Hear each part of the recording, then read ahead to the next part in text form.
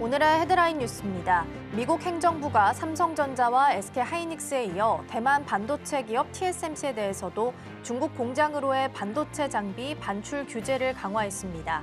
외신에 따르면 미국 정부는 최근 TSMC의 난징 공장에 대한 검증된 최종 사용자 지위를 취소한다는 결정을 통보했습니다. 스콧 베센트 장관이 트럼프 대통령의 관세 정책이 대법원에서 지지를 받을 것이라 확신한다고 밝혔습니다. 베센트 재무장관은 트럼프 대통령의 관세 정책이 대법원에서 뒤집힐 것으로 확신하며 불리한 판결 시 스무트 홀리 관세법을 근거로 한 플랜 B를 준비하고 있다고 밝혔습니다. 하나오션 주가가 한미 협력 기대감에 사상 최고치를 경신했습니다. 외국인과 기관이 하루 동안 1,265억 원을 순매수하며 상승세를 이끌었습니다. 반면 HJ중공업은 단기 급등 부담과 공매도 확대로 장중 급락 전환하며 2% 하락 마감했습니다. 유럽이 우크라이나 안전 보장을 위해 병력 배치를 검토한다는 소식에 방산주가 연일 강세를 이어갔습니다. 한화 시스템을 비롯해 국내 방산주가 상승했고 폴란드 국제 방산 전시회 소식도 투자 심리를 자극했습니다. 시청자 여러분 안녕하세요. 여러분의 성공 투자를 응원합니다. 출발 증시와이드 2부 시작합니다. 진행의 이가은입니다. 어제 뉴욕 증시는 하락하면서 마감했습니다. 이렇게 떨어졌던 배경에는 장기 국채 금리가 상승했기 때문인데요. 트럼프 행정부가 지금까지 관세를 매기면서 수십억 달러를 벌어왔었는데 이걸 반환할 가능성이 커졌기 때문입니다. 안 그래도 재정 적자를 겪고 있는 상황인데 그렇게 된다면 국채를 마구 찍어서라도 현금을 확보하지 않을까라는 우려감이 높아지게 됐고요. 그러면서 30년물, 특히 장기물을 중심으로 해서 수요가 떨어지고 반대로 금리는 올라가는 현상이 발생하게 됐습니다. 이러한 부분이 우리 시장에도 긍정적인 요소는 아닐 텐데요. 내용들을 어떻게 소화하게 될지 함께 체크하면서 전략 챙겨보도록 하겠습니다. 자, 그럼 이어서 오늘 저희가 준비한 코너 함께 소개해드리도록 하겠습니다. 오늘 첫 번째 코너로는 빅애플 스탁 준비되어 있습니다. 트럼프 일가가 새로운 가상화폐를 출시했다고 합니다. 이를 통해서 자산을 확보하고자 하는 움직임이 포착이 되고 있는데요. 다만 여전히 사적 이익을 추구하고 있다라는 부분에 있어서는 논란의 꼬리표가 붙어 있긴 합니다. 자세한 내용 잠시 후에 함께 확인해 보겠고요. 오늘 두 번째 코너로는 댓글 답해주는 아나운서 코너 준비되어 있습니다. 양도세 기준이 여전히 논란이 되고 있습니다. 연말에 매도 물량이 폭탄으로 떨어지느냐 아니냐 이 기로에 서 있는 상황인데요. 그런데 어제 저녁쯤에 나온 기사를 봤을 때는 이 결정이 연말로 미뤄질 가능성 또한 제기가 되고 있어서 여러 가지 문제가 나오고 있는 상황입니다. 잠시 후에 함께 내용 확인해 보도록 하겠습니다. 자, 그럼 출발 증시와이드 2부 본격적으로 시작해 보도록 하겠습니다.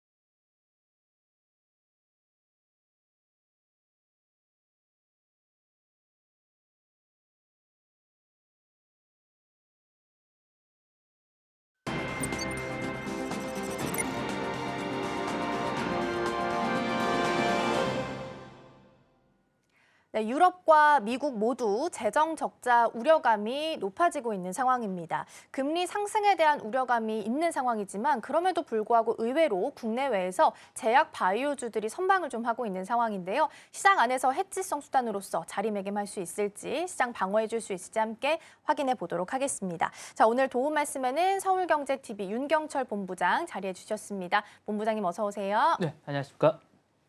네, 오늘도 5가지 경제 키워드 준비되어 있고요. 첫 번째 키워드부터 화면을 통해서 함께 만나보시죠.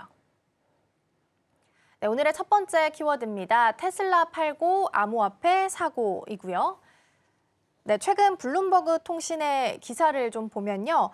서학개미들이 뉴욕 증시에서 테슬라를 팔고 오히려 가상화폐에 주목하고 있다라는 보도가 나왔다고 합니다. 지난달 테슬라 주식을 대거 매도했다라는 소식도 함께 들어있는데요. 어떤 내용인지 먼저 확인해 보도록 하겠습니다. 일단 뭐 테슬라를 많이 판 건 사실인 것 같아요. 그리고 일단 그래도 아직까지도 테슬라는 여전히 한국 투자자들이 가장 많이 보유한 주식입니다.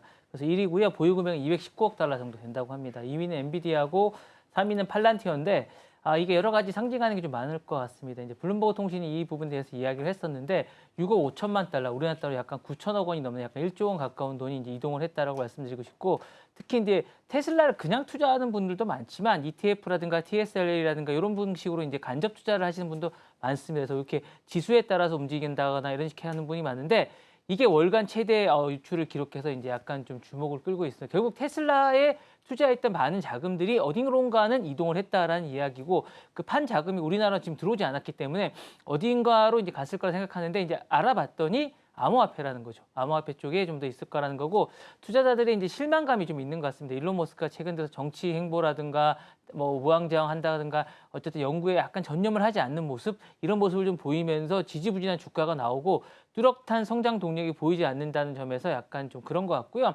특히 이제 테슬라는 상장되어 있는 기업인데, 일론 머스크가 상장되어 있지 않은 스페이스X라든가 그 외에 자신의 어쨌든 모럴링커나 이런 부분에 대해서 이제 자신이 하는 이 부분에 대해서 어쨌든 많은 부분에 대해서 이제 투자를 하지만, 일론 머스크가 테슬라 부분에서는 과거 같은 혁신의 아이콘이라고 불렀던 이런 부분 하지 않고 있다라는 게 아마 이동의 그 원인이 아니었을까라는 생각이고, 그렇다면 왜 가상화폐로 이동했을까? 그 많은 자본들이 다른 주식으로 갈 수도 있고, 그런데 이제 한국 투자자들은 약간 좀 빠릅니다. 역시 빠르고 약간 센스가 있다고 생각을 하는데, 어쨌든 비트마인 이머전스 테크놀로지 어쨌든 2억 5천만 달러 쏟아붓고, 이 부분에 대해서 이더리움 같은데 이런데 많이 쏟아부었다는 게 어쨌든 나오고 있는 그런 추세고요. 전문가들은 테슬라 투자에서 돌아드는 서학개미들이 변동성은 크지만 수익성이 큰 이 부분에 가상자산에 투자를 하고 있다는, 결국 우리가 이제 서학개미라고 하는 건, 우리가 이제 동학개미와 다르게 서학개미라고 하는 이유는 이런 것 같아요. 기본적으로 이제 위험을 감수하고 박스권에 갇혀 있는 국내 어떤 증시보다는 좀 더 나가서 우상향될 수 있는 미국 증시에 좀 더 투자를 하겠다는 그런 분들의 성향이 강하기 때문에, 이분들의 특징은 이런 겁니다. 기본 질서보다는 신질서를 좋아한다.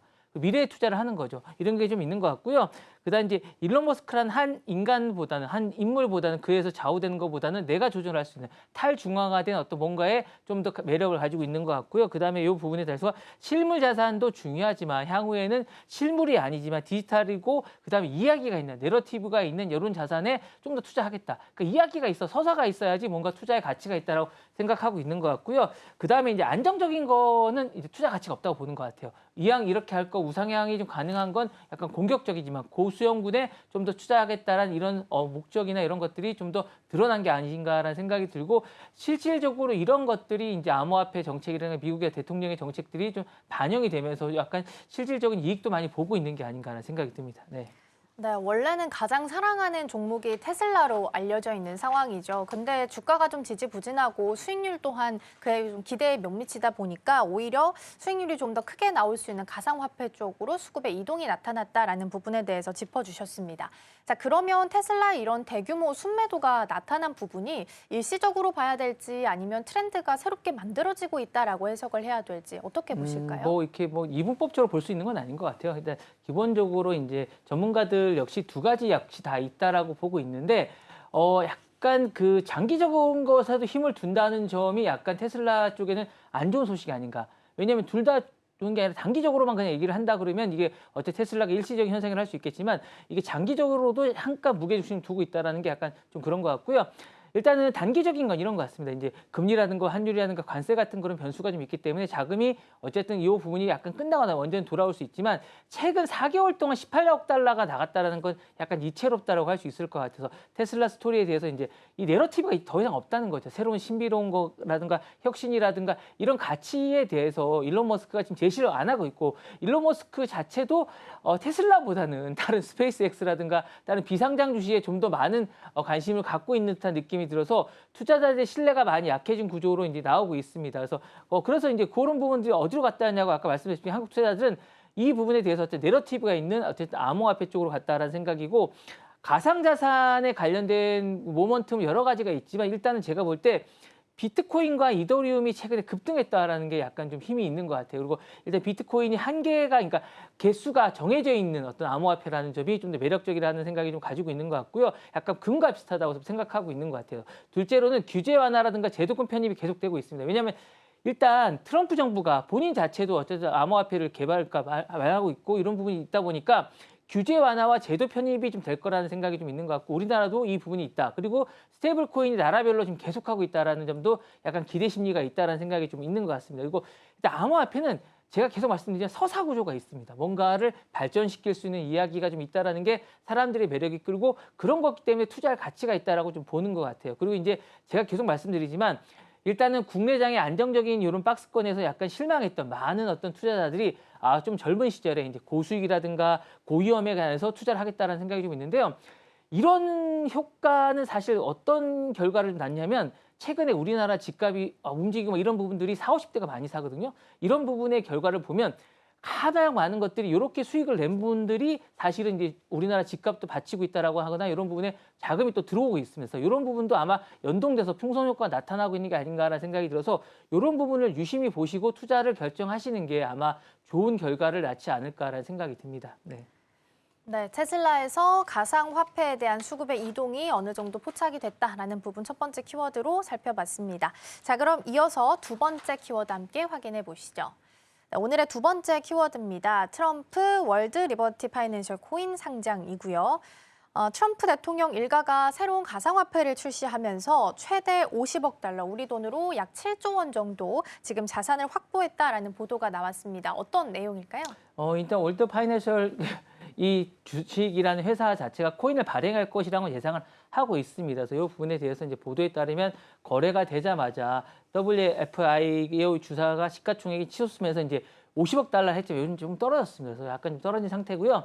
전체의 이제 75%까지 갖고 있다가 최근에 약간 좀 여러 가지로 이제 분산돼서 하다 보니까 40% 정도 보유하고 있는 것으로 알려지고 있습니다. 알려진 바에는 25인데 55까지 합치면 40% 정도 되거든요. 다만 이 25%는 이 중에 25%는 물량이 현재 잠겨 있습니다. 현금화할 수 없다라고 말씀을 드리고 싶고요.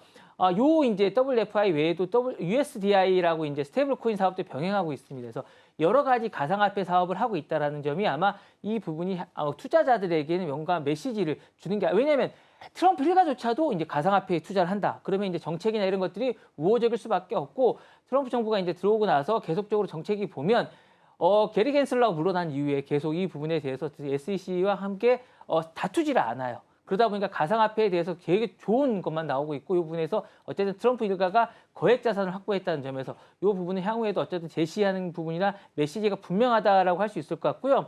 전문가들은 이번이 단순한 어떤 자산 증식의 그런 게 아니라 정치, 금융, 암호화폐 시장에서 어떻게 투자해라. 잣대를 제시한 게 아닌가라는 생각이 들고 이 부분은 상당 기간 아마 르네상스, 그러니까 이 WFI 자체에 대한 어떤 투자를 보실 게 아니라 암호화폐 시장에 대한 정책이 트럼프 정부가 세계 시장의 구조가 어떻게 갈지에 대한 부분을 아마 제시하는 것이 아닌가라는 생각이 들어서 그 잣대를 좀 보시고 투자를 하시는 게 저는 좀 좋을 거라는 생각이 좀 듭니다. 네.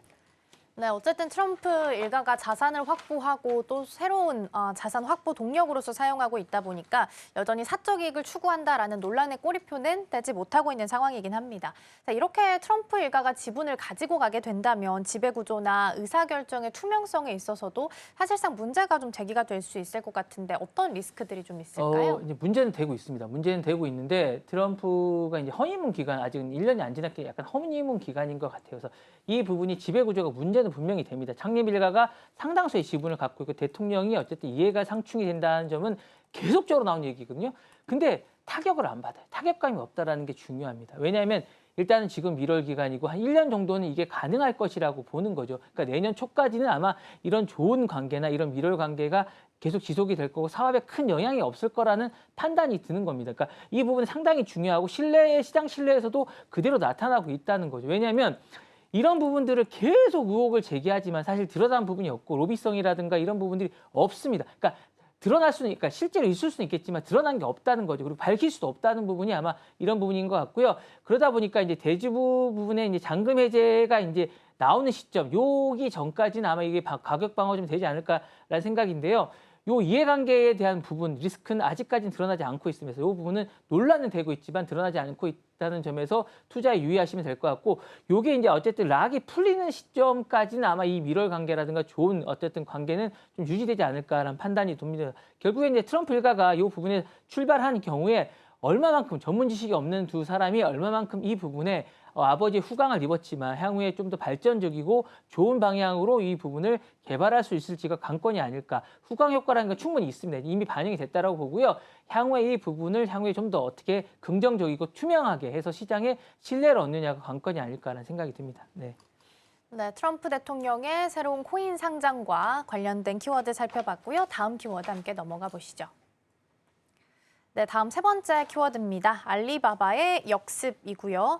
지난 주말에 나왔던 내용들 함께 좀 점검을 해보셔야 될 텐데 알리바바가 인공지능 모멘텀에 힘입으면서 급등하는 모습이 나타났습니다. 핵심은 새로운 AI 칩을 개발하고 테스트에 들어가겠다라는 내용이 같이 보도가 됐기 때문인데요. 먼저 뉴스 확인해 보도록 하겠습니다. 네, 어쨌든 이제 저희가 이제 중국의 많은 것들을 이제 보면서 처음에는 별거 아닌 산업이다. 중국이 우리보다 많이 뒤졌다. 이렇게 생각할 수는 있어요. 그리고 이제 실질적으로 투명하지가 않고 뭐 어쨌든 자신의 암호라든가 보안이라든가 이런 부분에서 약간 취약하다라고 계속 얘기를 하지만 중국이 또 강점이 있습니다. 이렇게 무시했다가 이제 좋아하는 부분들이 어느 순간에 뭐 무뚝 서버리는 경우가 많아요. 1위 하는 뭐 비아드라든가 뭐 로보락이라든가 이런 제품들을 보면 우리나라 제품이 어느 순간 이렇게 따라왔을까? 이런 생각이 들 정도로 상당히 많은 지배구조, 그다음에 드론도 마찬가지죠. 이런 부분들을 보면 중국 자체가 이제 각광을 하거나 치중을 하거나 어떤 중심을 갖고 힘의 중심을 갖고 있다면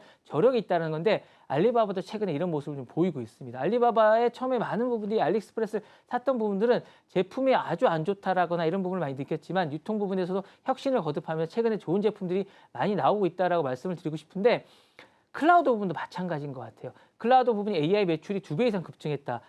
우리나라는 많이 사용하고 있지 않지만 약간 저렴하면 상당히 좁습니다. 그러니까 AWS라든가 아마존이나 이런 거에 비해서 그렇게 뒤지지는 않아요. 안정성도 상당히 좋다라는 거고요. 그러다 보니까 AI 매출에 대한 8분기 연속 3자리 증가를 했다라는 거고 사실은 아마존과 비슷한 어떤 모델을 생각하면서 그 아마존을 향후에는 좀 앞지르지 않을까 매출이라든가 이런 부분이 있을 것 같고요. 클라우드 매출은 계속 증가하고 있습니다. 결국에 이쪽으로 가는 방향성이 맞았다라는 거고 마인 어쨌든 CEO가 했던 이 부분이 어쨌든 향후에도 계속되고 있다라는 거고요. 어쨌든 이 엔비디아에 대한 칩 수요가 H20에 대한 부분이 의문시가 좀 되고 계속 미국이 제재를 가하겠다는 이야기가 나오자 어쨌든 뭐 미국의 빅테크들 마찬가지지만 이 중국의 빅테크들도 자체 AI 칩 개발 소식이 계속 들리고 있는데 알리바바도 개발을 했다고 해요. 그러면 H20과 비교해서도 별로 뒤지지 않는다라고 하다 보니까 이게 미국의 어쨌든 그 딥시크처럼 주식시장을 흔들 정도로 아주 강력한 힘을 발휘하고 있다는 게 아마 의미가 좀 있을 것 같습니다. 그래서 이런 급등의 이런 것들이 다 급등의 요인이 아니었나라는 생각이 들고요. 요인은 한 2가지 정도 되는 것 같아요. 원인을 찾자면 전통적인 전자상거래 이미지를 넘어서 이제는 혁신그룹이라는 이미지가 좀 되면서 돌파를 된다는 거죠. 우리나라 유통기업들도 좀 100개라는 게 좀 이상하지만 좀 본받을 필요가 있을 것 같아요. 뭐 신세계라든가 뭐 롯데라든가 이런 기업들도 전통적인 상업구대만 머물 게 아니라 사실 이런 알리바바라든가 이런 쿠팡도 사실 어떻게 될지는 잘 모르겠습니다. 쿠팡도 OTT로 바뀌었지만 이쪽으로 갈지는 잘 모르겠다는 생각이 드는데 어쨌든 이 부분에 대해서 성장 기업으로 이제 가겠다라는 생각은 하고 있는 것 같습니다. 그래서 이런 것들이 아마 주가에 선반영이 됐다는 생각이 좀 들고요. 그다음에 진짜 중요한 건 자체 칩입니다. 하드웨어 역량까지도 했고 계속 연구실들이 개발하고 있고 이 부분에 대해서 향후에도 계속 투자 의지를 하겠다라는 의지를 계속 하고 있기 때문에 중국 내 자립 어쨌든 정책과 맞물리면서 이런 것들이 아마 투자의 원인이 되고 어쨌든 효과의 원인이 됐다. 그러니까 주식 상승의 원인이 됐다라고 말씀드릴 수 있을 것 같습니다. 그래서 향후에도 이런 것들이 좀 더 지속될 가능성이 상당히 높다라고 말씀드리고 싶습니다. 네. 네, 알리바바 자체 AI 칩 소식이 전해지게 됐다라는 부분 먼저 좀 짚어주셨습니다. 딥시크 때만큼 급락세가 나온 건 아닙니다. 그때는 최종적인 어떤 제품이 좀 나온 상태인 거고 이번에는 칩을 개발하고 테스트하겠다라는 내용까지가 보도가 된 거기 때문에 급락이 그만큼 심하진 않았지만 그래도 어쨌든 그만큼 발전을 했다라는 부분에 있어서는 높은 점수를 줄 수 있지 않을까 싶습니다. 자, 그러면 알리바바의 이번 소식을 통해서 밸류에이션 리레이팅을 다시 할 수 있을지 혹은 단기적인 이벤트로 끝날지 어떻게 보실까요? 저는 좀 가능할 거라고 봅니다. 왜냐하면 실적 발표에 미국의 이제 어쨌든 밸류에이션 이벤트의 이 부분이 돼서 매수세가 이제 폭발적으로 주가가 급등을 했습니다. 그러니까 이 흐름은 곧바로 이제 이게 선물 시장에서 이제 반응이 좀 왔다는 거죠. 그래서 선물이라는 거 옵션에 반영이 됐고 다음 날 어쨌든 홍콩 본장이 열리자마자 현지 투자자들과 글로벌 자금이 동시에 뛰어들었습니다. 이게 지금을 놓치면 안 된다고. 이게 뭐 어쨌든 타이밍이기 때문에 주식이라는 게 결과적으로 이제 ADR이 강세를 좀 보였다고 말씀드리고 싶고요. 홍콩 시장에서 어쨌든 거래량과 가격 등이 그대로 이어졌다라고 말씀을 드리고 싶습니다. 어쨌든 이 부분은 양면은 좀 있지만 단기적으로는 이 부분에 대해서 이 AI 칩이라든가 여러 가지 어떤 칩 개발이 이벤트에 드리븐 효과가 분명히 있다라고, 그러니까 이 부분에 골인을 시키는 거죠. 올릴 수 있다는 게 충분히 있다라는 거고요. 장기적으로는 이 부분에 대해서 이제 이 부분이 원래 이제 출발했던 게 이제 이 어쨌든 자신들에게 전자상거래와 AI 클라우드 중에서 어떤 것들을 재평가할 수 있다는 게 있겠지만 단기적으로는 상승 모멘텀이 충분히 있습니다. 따라서 이제 단기 이벤트와 장기 리레이팅을 같이 보셔야 될 것 같고요. 약간 과도기적인 면이 있지만 지금으로서는 좀 더 긍정적인 면이 좀 많다라고 말씀드리고 싶습니다. 네. 네, 알리바바의 자체 AI 칩 소식까지 함께 점검해봤고요. 이어서 네 번째 키워드 만나보시죠. 네, 오늘의 네 번째 키워드입니다. 디지털 엔화 DCJPY이고요. 일본의 우체국 은행인 유초은행이 디지털 엔화 DCJPY를 도입할 계획이다라고 합니다. 일단은 기존의 저축 예금과 1대1 비율로 연동이 될 것으로 보이는데요. 스테이블 코인이 안 그래도 글로벌리하게 움직임이 좀 나타나고 있는데 추가적으로 일본 쪽에서도 뉴스가 나온 상태입니다. 어떤 내용일까요? 일본의 이제 우리나라하고 이제 우체국의 개념이 약간 좀 상당히 거대합니다. 예금 쪽에서 상당히 거대하고 이런 부분도 좀 있는데 우리나라 예금 기관 가운데 유치은행이 있습니다. 일본의 이제 우체국이고 2026년에 회계연도만으로 이제 디지털 엔화를 발급하겠다라고 했습니다. 그러니까 우리나라도 이제 그 예금자 보호법이 있는데 우체국은 예금자 보호법이 없습니다. 그래서 요 1억 원까지 최근에 이제 늘어났지만 우체국은 예금자 보호법이 없다라는 거. 그래서 모든 금액을 이제 보장해 준다는 게 특징적인데 일본도 마찬가지입니다. 그래서 요 예금 규모가 그러다 보니까 우체국 자체가 상당히 큽니다. 이 은행 자체가. 그래서 예금 규모만 해도 190조 원입니다. 그러니까 엄청난 금액이죠. 우리나라 돈으로 이제 1290조 원에 달하는 엄청난 금액인데 이 거대 금융을 옮기고 있다는 거죠. 사립금융과는 다르다라는 생각이 들고 노인들이 우체국은 정말 신뢰해요. 미국에 이제 노령 인구가 많은데 이 고령자 인구들이 우체국을 너무 상회하다 보니까 이 돈이 넘쳐나는 겁니다. 그래서 이 뭔가를 가지고 자본에 뭔가를 해야겠다고 생각해서 이제 이걸 만들게 된 거고요. DCJPY라고 이제 이 부분에 스테이블 코인을 이제 발행하겠다라는 거고 디지털 통화입니다. 이제 블록체인 기술을 한 어떤 디지털 통화이고 기존의 기존의 어떤 저축 예금과 1대1로 연동되고 언제든지 실시간으로 전환하겠다라는 거죠. 그래서 이 부분에 대해서 어쨌든 향후에 많은 변화가 있을 거라는 건데 변수가 좀 있습니다. 왜냐하면 일본은 아까 말씀드린 고령화 인구가 많기 때문에 디지털 화폐 이런 것들에 대해서 약간 반감이 좀 있어요. 그리고 이제 예금을 많이 안 하는 것도 특징입니다. 집에 현금을 많이 쌓아두세요. 그래서 노인분들은 그나마 좋아하는 게 이제 우체국이라 이제 하긴 하는데 이 부분이 어쨌든 예금보험이 적용돼서 전통적 예금과 동일하게 안정성을 보장받을 수 있다는 거죠. 그러니까 이런 것들을 강점으로 내세우고 있으면서 거래도 이제 블록체인을 투명하게 하는데 과연 고령화 인구가 많은 노인들이 이걸 사용하게 될 가능성이 있을까? 이게 많이 사용해야 되거든요. 그래서 이 부분이 단순 결제를 넘어서 디지털 증권이라든가 부동산이나 법인채라든가 NFT 같은 다양한 거래 자산으로 이제 활용될 예정인데 상당수의 어쨌든 이 예금주들이 활용하는, 사용하는 사용자들이 고령화라는 점이 이 부분이 약간 아킬레스건이 아닐까라는 생각이 좀 들면서요.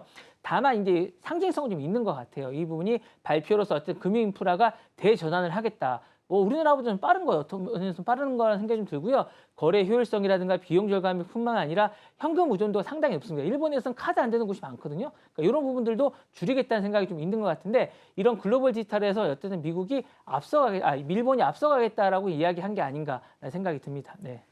네, 일단은 DCJPY, 일본에 있는 우체국 은행에서 도입할 계획이다라는 부분에 대해서 살펴봤습니다.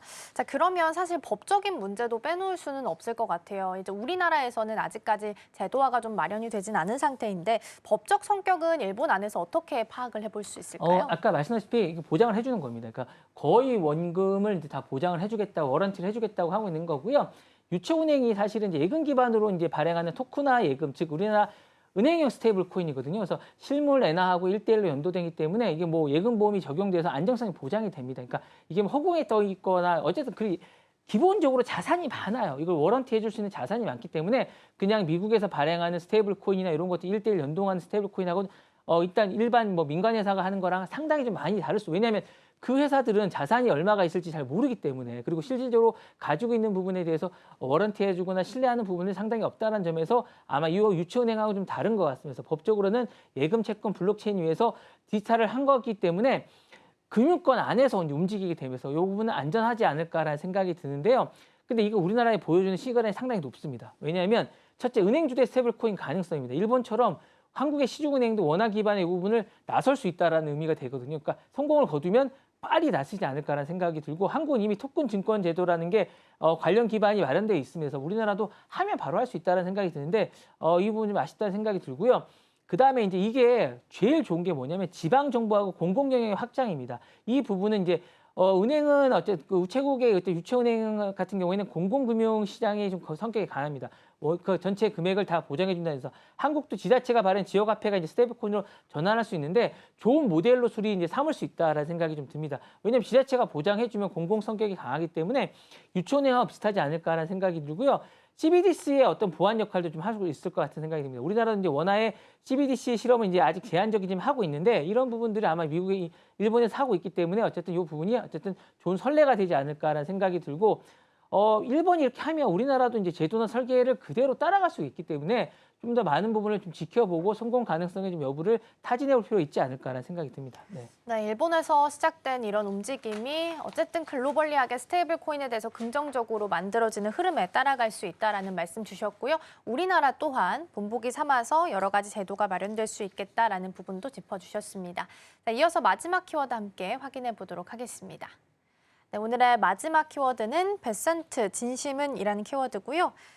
일단 최근에는 연준의 독립성을 둘러싸고 미국 사회에서 여러 가지 논란이 일고 있는 상황입니다. 베센트 재무장관은 연준의 독립성은 보장이 돼야 된다라고 이야기를 하면서 반면에 많은 실수를 저질렀다라는 공개적인 비판도 같이 내놓았다고 합니다. 어떤 내용인지 뉴스 먼저 확인해 보겠습니다. 베센트 장관이 이렇게 얘기한 건 결국 이 분도 경제 관료구나라는 생각이 들면서도 트럼프 정부에서 임명된 경제 관료라는 생각이 좀 듭니다. 그러니까 이게 한국말도 끝까지 들어봐야겠지만 미국말도 저희가 이제 경제 관료에 대한 이야기는 끝까지 들어봐야 된다라는 생각이 좀 드는 게 베센트 장관이 최근에 이제 인터뷰에서 연준의 독립은 유지돼야 되지만 곧바로 바로 이렇게 얘기했어요. 내가 좀 말을 실수한 게 아닌가? 트럼프 대통령의 심기를 좀 불편하게 하는 게 아닌가라는 생각이 들었는지 곧바로 연준이 많은 실수를 했다. 정책 과정에서 문제점이 있다. 결국에는 연준의 변화가 필요하다라는 걸 이제 강조했다라고 자기가 얘기를 하고 있는 것 같고요.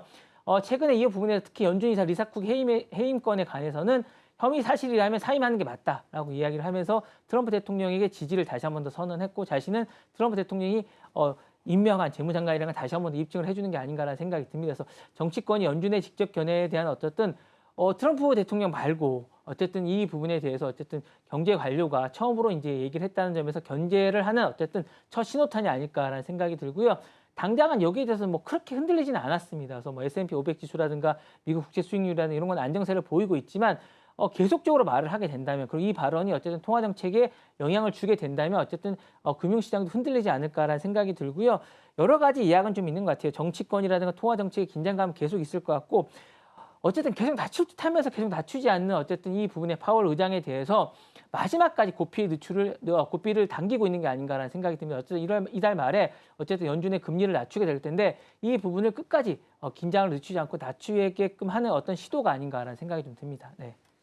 네, 어제 뉴욕 증시만 보다 하더라도 장기 국채 금리가 좀 올라가는 모습이 보였죠. 그만큼 수요는 반대로 떨어졌다라는 의미로 해석을 좀 할 수 있겠고 다시 한번 금리 인상에 대한 우려감이 높아지는 분위기가 만들어지고 있기는 합니다.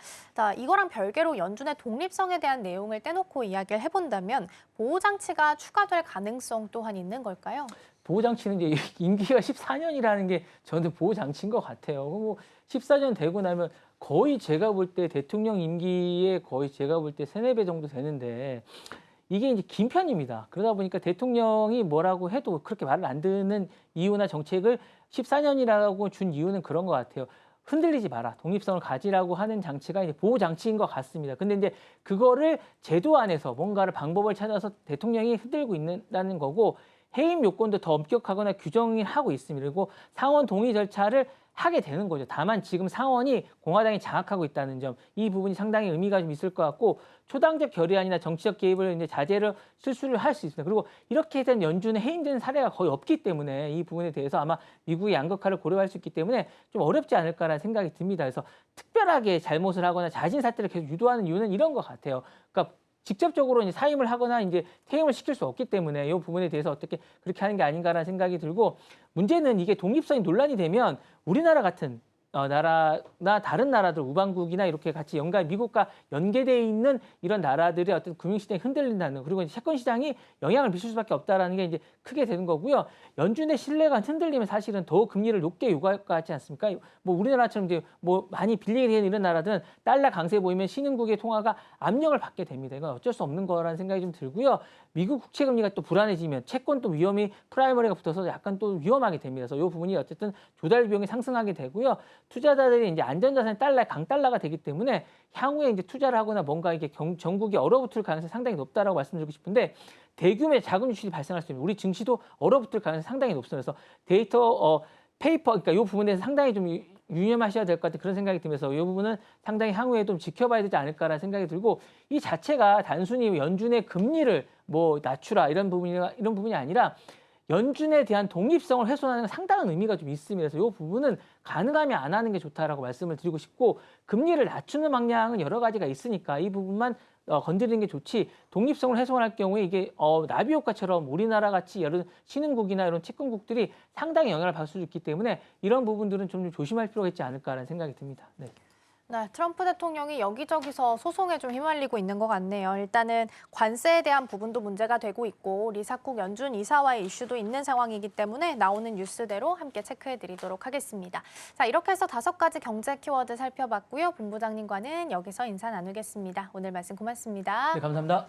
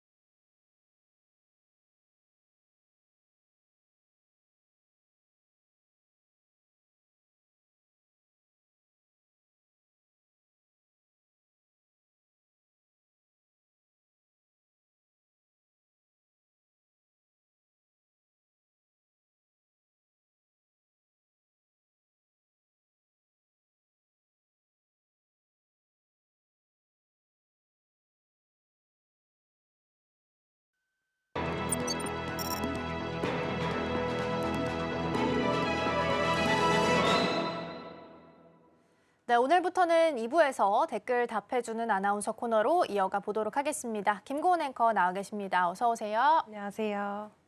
네, 오늘도 댓글들 살펴보면서 투자 고민 해결해 보겠습니다. 첫 번째 댓글 화면을 통해서 함께 만나보겠습니다.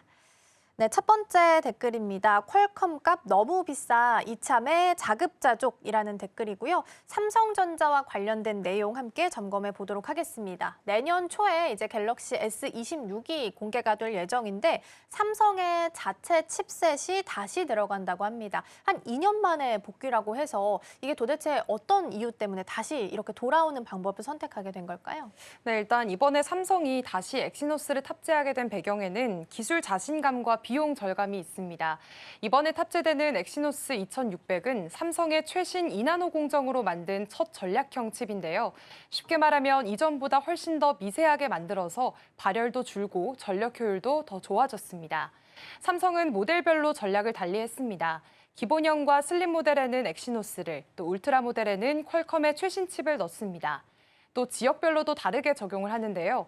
한국과 유럽에는 엑시노스, 북미에는 퀄컴을 탑재합니다. 이렇게 한다면 글로벌 시장에서 경쟁 구도가 달라질 수가 있고요. 그동안 스마트폰 칩은 퀄컴과 애플이 사실상 양분해 왔습니다. 하지만 삼성이 엑시노스를 다시 내세우게 된다면 세 번째 강자로 자리 잡을 수가 있겠고요. 또 소비자 입장에서도 같은 갤럭시라도 칩 선택지가 넓어지는 효과가 생깁니다. 결국에 삼성은 퀄컴 의존도를 줄이면서 자사 반도체 경쟁력도 보여주겠다는 건데요. 물론 성과를 못 내게 된다면 부담이 크겠지만 이번에는 기술 완성도에 대한 자신감이 그만큼 크다고 보시면 되겠습니다.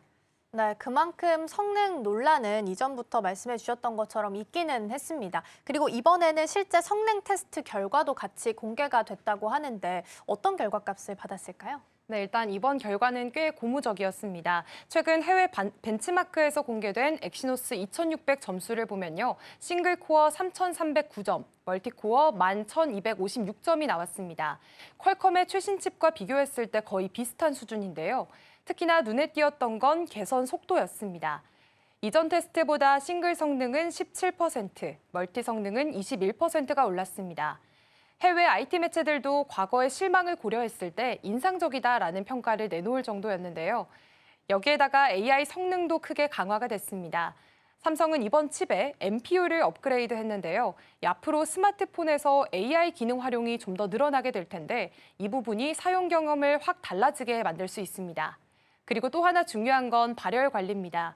엑시노스 2600에는 새롭게 히트패스 블록이라는 기술이 들어갔습니다. 쉽게 말해서 열을 잘 퍼뜨려서 칩이 과열되는 걸 막아주는 장치입니다. 그동안 엑시노스의 가장 큰 약점이 발열이었는데 이 문제까지도 개선됐다는 점에서 의미가 큰 상황입니다. 네, 그동안 문제가 됐고 성능을 좀 떨어뜨렸던 발열 문제를 잡아낼 수 있을지가 가장 관건이 좀 될 수 있을 것 같고요. 이번에는 스마트폰뿐만 아니라 반도체 파운드리 쪽에서도 굉장히 중요한 시험대가 될 거다라는 이야기가 나오고 있는 상황입니다. 어떤 의미를 가지고 있는 걸까요? 네, 사실 이번 복귀 같은 경우에는 삼성 내부에 있는 여러 사업부들에게도 좀 긍정적인 영향을 미칠 것으로 보여지고 있습니다. 먼저 모바일 사업부부터 살펴보시면요. 퀄컴 칩 가격이 최근 3년 동안 30% 가까이 올랐습니다. 올 상반기 삼성의 모바일 칩 구매액만 보더라도 7조 원이 넘었는데요. 이건 심지어 같은 기간 모바일 사업부 영업이익보다 훨씬 많을 정도였습니다. 그렇다 보니까 자체 칩을 쓰게 된다면 원가 구조를 크게 개선할 수 있게 되고요. 다음을 살펴보시면 시스템 LSI와 파운드리 쪽입니다. 엑시노스를 설계하는 LSI 사업부 그리고 칩을 생산하는 파운드리 모두 적자가 있었는데요. 이번 칩이 성공적으로 생산이 된다면 시장에 안착하게 됐을 때 생산 물량이 늘게 되고요. 또 실적 개선으로 이어질 수가 있습니다. 특히나 파운드리 입장에서는 이번이 절호의 기회입니다. 엑시노스 2600은 삼성의 2나노 공정으로 만들게 될 첫 제품인데요. 만약 성능과 수율이 안정적으로 입증이 된다면 퀄컴 같은 대형 고객사도 다시 한번 삼성에 발주를 줄 가능성이 큽니다. TSMC에 몰려있는 의존도를 삼성 쪽으로 일부 분산을 할 수 있기 때문에 이번 엑시노스 복귀는 삼성이 반도체 전반에서 신뢰를 회복할 수 있을지 그렇게 중요한 전환점이 될 수 있을 것으로 보입니다. 네, TSMC가 이제 공정이 대부분 엔비디아 쪽에 치중되어 있다 보니까 가격도 올라가 있는 상태고 특히나 이 공정단을 하나 빼오기도 사실 쉽지 않다고 합니다. 그렇게 돼서 지금 이 상황에서 삼성전자가 2나노 공정에 있어서 수율만 잘 맞춰주고 성공적으로 결과값을 내놓게 된다면 추가적인 수주도 가능하다라는 기대감도 함께 포함되어 있습니다. 그러니까 스마트폰뿐만 아니라 반도체 생태계 안에서도 긍정적인 흐름을 가져갈 수 있을지 함께 체크해 보시면 좋겠습니다. 자, 그럼 이어서 두 번째 댓글 함께 확인해 보겠습니다.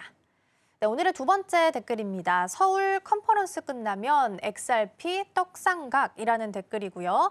오는 9월 21일에 서울 코엑스에서 XRP 서울 2025가 열린다고 합니다. 이게 어떤 행사인지 먼저 자세하게 좀 살펴볼까요? 네, 일단 이번 행사는 전 세계에서 3,000명 이상이 모이는 대규모 블록체인 컨퍼런스입니다. 주최는 XRP 레저 코리아고요. 리플과 XRP 기반 플랫폼인 도플러 파이낸스가 후원을 하게 됩니다. 무엇보다 눈길을 끄는 건 행사의 참석자들인데요. 리플엑스의 마커스 임펜서 수석 부사장, 그리고 판테라 캐피탈의 니할 몬더 파트너, 그리고 이제 바이낸스 아테 지역의 총괄인 스티브 김까지 이제 업계 핵심 인물들이 연사로 무대에 서게 됩니다. 행사에서는 새로운 시장 기회, 그리고 변화하는 규제 환경과 실제 기업들이 블록체인을 어떻게 활용하고 있는지까지 정말 다양한 주제들을 다루게 되는데요. 투자자와 개발자 또 정책 입안자들이 이 자리에 모이게 되면서 현재를 점검하고 미래를 함께 내다보는 자리가 될 수 있습니다.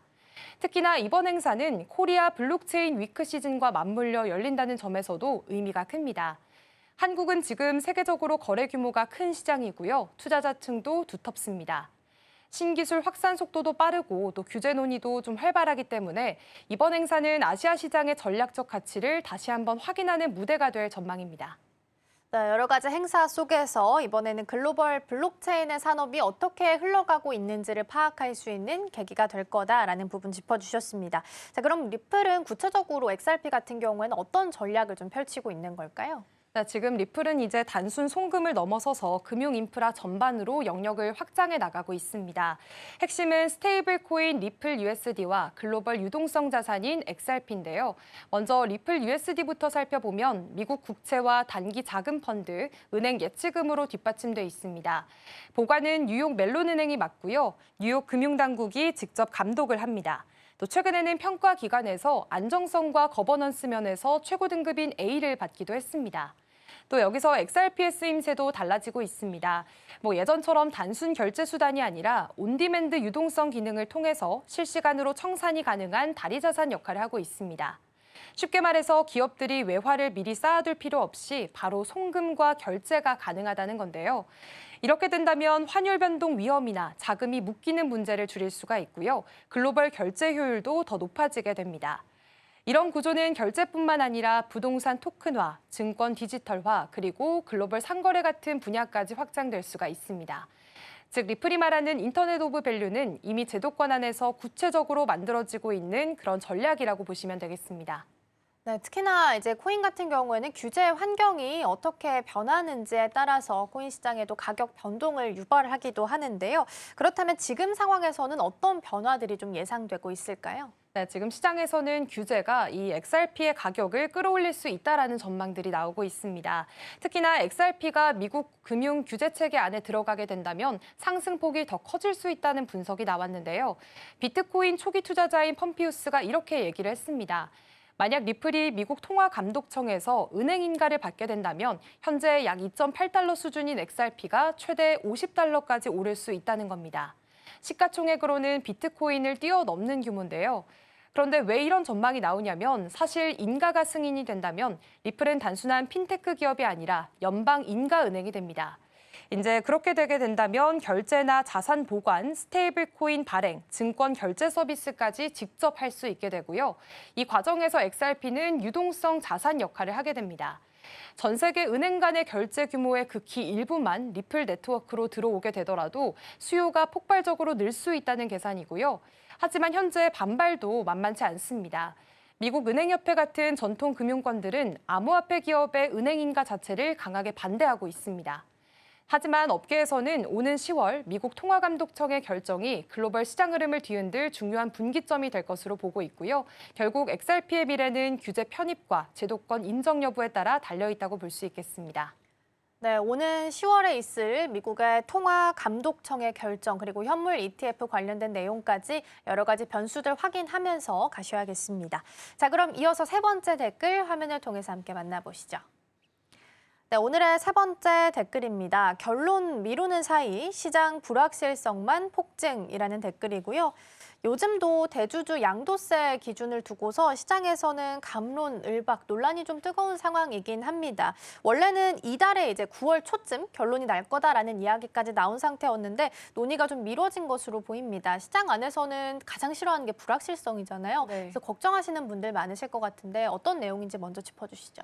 네, 일단 사실 당초에는 이번 9월 고위 당정에서 대주주 양도세 기준이 논의될 거라는 예상들이 많았습니다. 그런데 정부와 여당 모두 이번 달에는 다루지 않겠다라고 선을 그었는데요. 이 배경을 보시면 지난달 기획재정부가 세제 개편안을 내놨습니다. 대주주 기준을 종목당 50억 원에서 10억 원으로 강화하겠다는 내용이었고요. 바로 여기에서 개인 투자자들의 반발이 거셌습니다. 세금 회피를 위해서 연말에 대량 매도가 쏟아질 수가 있고 또 시장이 위축될 거라는 우려가 커진 건데요. 이 때문에 여당은 현행 50억 원을 유지해야 한다라는 입장을 정부에 전달했습니다. 하지만 지금은 논의가 멈춘 상태고요. 지금 기재부도 별다른 후속 조치를 내놓지 않고 있고 이 공은 사실상 대통령실로 넘어가게 된 상황입니다. 결국에 뚜렷한 해법은 세법 개정안이 국회를 통과하는 연말쯤에야 나올 가능성이 크다는 게 현재 시장의 관측입니다. 네, 원래 이제 9월 말이었다가 9월 초에는 결론이 날 거다라고 해서 기대감이 좀 높았는데 갑자기 이게 훅 연말까지 미뤄진 상태다 보니까 시장 안에서는 우려하는 목소리가 클 수밖에 없는 것 같긴 합니다. 그리고 정치권에서도 입장차가 있다 보니까 서로 다른 해법들이 좀 나오고 있는 것 같거든요. 어떤 차이를 좀 보이고 있을까요? 네, 지금 여야 입장도 살펴보시면 확연히 다릅니다. 먼저 국민의힘 박수영 의원은 대주주 기준을 100억 원으로 올리자라는 법안을 발의했습니다. 기준을 대통령령이 아니라 법률로 정하자는 건데요. GDP도 늘고 코스피 지수도 달라진 만큼 기준을 현실화해야 한다는 입장을 보이고 있습니다. 반대로 민주당 이소영 의원은 현행 50억 원 유지가 맞다라고 주장을 했습니다. 하지만 정부 결론이 늦어지면 시장 신뢰가 흔들린다면서 빠른 결정을 요구했고요. 또 어제 인사청문회에서 나온 2억 원 금융위원장 후보자는 즉답을 피했습니다. 임명 후에 기재부 장관과 논의하겠다라는 원론적인 답만 내놨는데요. 이에 여당 의원들은 연말이 다가오는데 결정이 미뤄지면 불확실성을 키운다면서 압박을 내리기도 했습니다.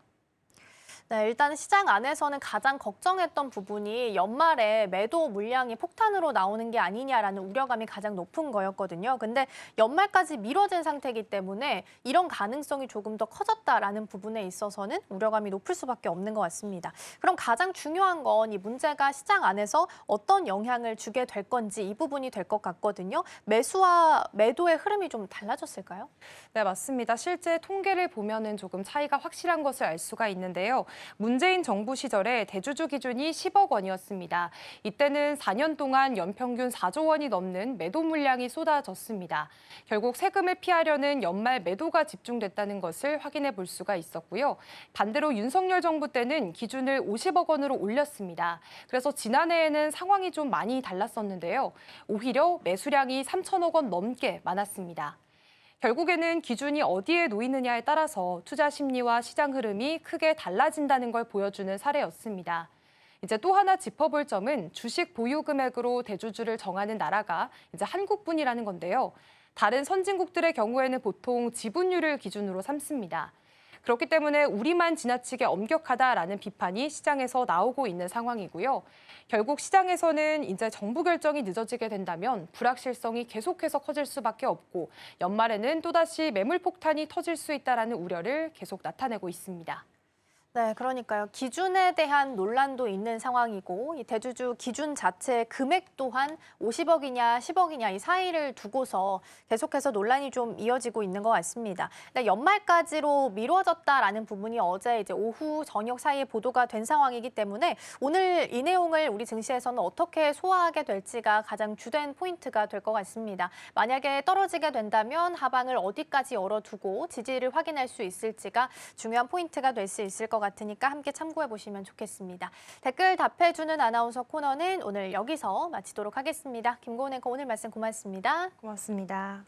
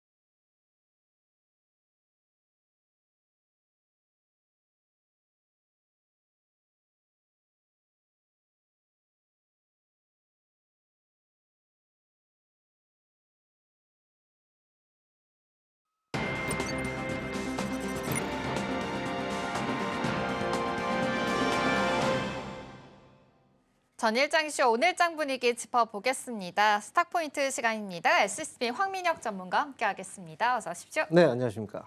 네, 일단 간밤 뉴욕 증시부터 짚어보겠습니다. 3대 지수는 하락으로 마감을 했습니다. 일단 간밤 큰 이슈가 있었는데요. 트럼프 행정부에서 이 전 세계에 부과했던 상호 관세에 대해서 위법이다라는 판결이 나왔습니다. 관련해서 실제로 위법 판결이 내려지게 된다면 앞으로의 거뒀던 이 관세금에 대해서는 다시금 이제 환급을 해줘야 된다라는 우려가 있기 때문에 계속해서 좀 우려사항이 더 짙어졌다라는 점 함께 체크해 보시면 좋겠습니다. 또 구글에 대해서도 소송 결과가 나왔는데요. 이 크롬은 유진하지만 독점 검색 거래는 지금 금지가 된다라고 판결이 나왔습니다. 그럼에도 불구하고 구글 입장에서는 최악의 시나리오는 피했다라는 해석이 나왔고요. 시간의 거래에서 7% 넘는 급등 흐름까지 가졌으니까요. 이 점까지 같이 생각해 보시면 좋겠습니다. 그렇다면 우리 증시에 대해서 본격적으로 좀 전략 세워봐야겠죠. 일단 어제 증시를 보자면 9월 2일 증시에서는 그래도 반등을 해줬습니다. 사실 9월 첫 거래일에 좀 낙폭을 그려서 우려가 됐었는데 어제 다시 반등을 해주면서 외국인들의 매수세까지 들어왔거든요. 관련해서 좀 복귀를 해보는 시간 가지겠습니다. 오전과 오후 분위기가 요즘 계속 좀 달라지고 있는 증시 분위기인 것 같습니다. 그래도 어제 특징적인 것이 외국인들이 좀 돌아줬다라는 점에서 긍정적인 것 같은데요. 시장 분위기 어떻게 바라보셨을까요? 네. 일단 뭐 최근에 시장이 또 지지부진했기 때문에 네. 월요일장 그리고 이제 9월장에 대한 우려감이 또 있었단 말이죠. 그래서 월요일부터 해서 이제 전반적인 이제 시장의 분위기를 좀 파악을 해보면 하락이 나왔지만 이제 그 다음에 이제 화요일부터 해서 또 반등이 나왔습니다. 그래서 이제 오늘장 같은 경우에는 이제 조금만 더 올라와주면 3,200포인트를 넘어갈 수 있는 그런 이제 분위기가 나오게 되는데 하필이면 또 이제 미국에서 그렇게 좋은 뉴스가 나오진 네. 않았었어요. 이번에 이제 미국에서 트럼프 대통령의 이제 관세 정책에 대해서는 그동안 이제 법원에서도 이건 이제 위법이라는 얘기가 분명히 좀 있었거든요. 그래서 이제 그 부분은 과거부터 이제 불확실성으로 이제 제기가 됐었고 이에 대해서 또 항소를 하고 이런 과정들이 사실은 좀 길어지긴 할 거예요.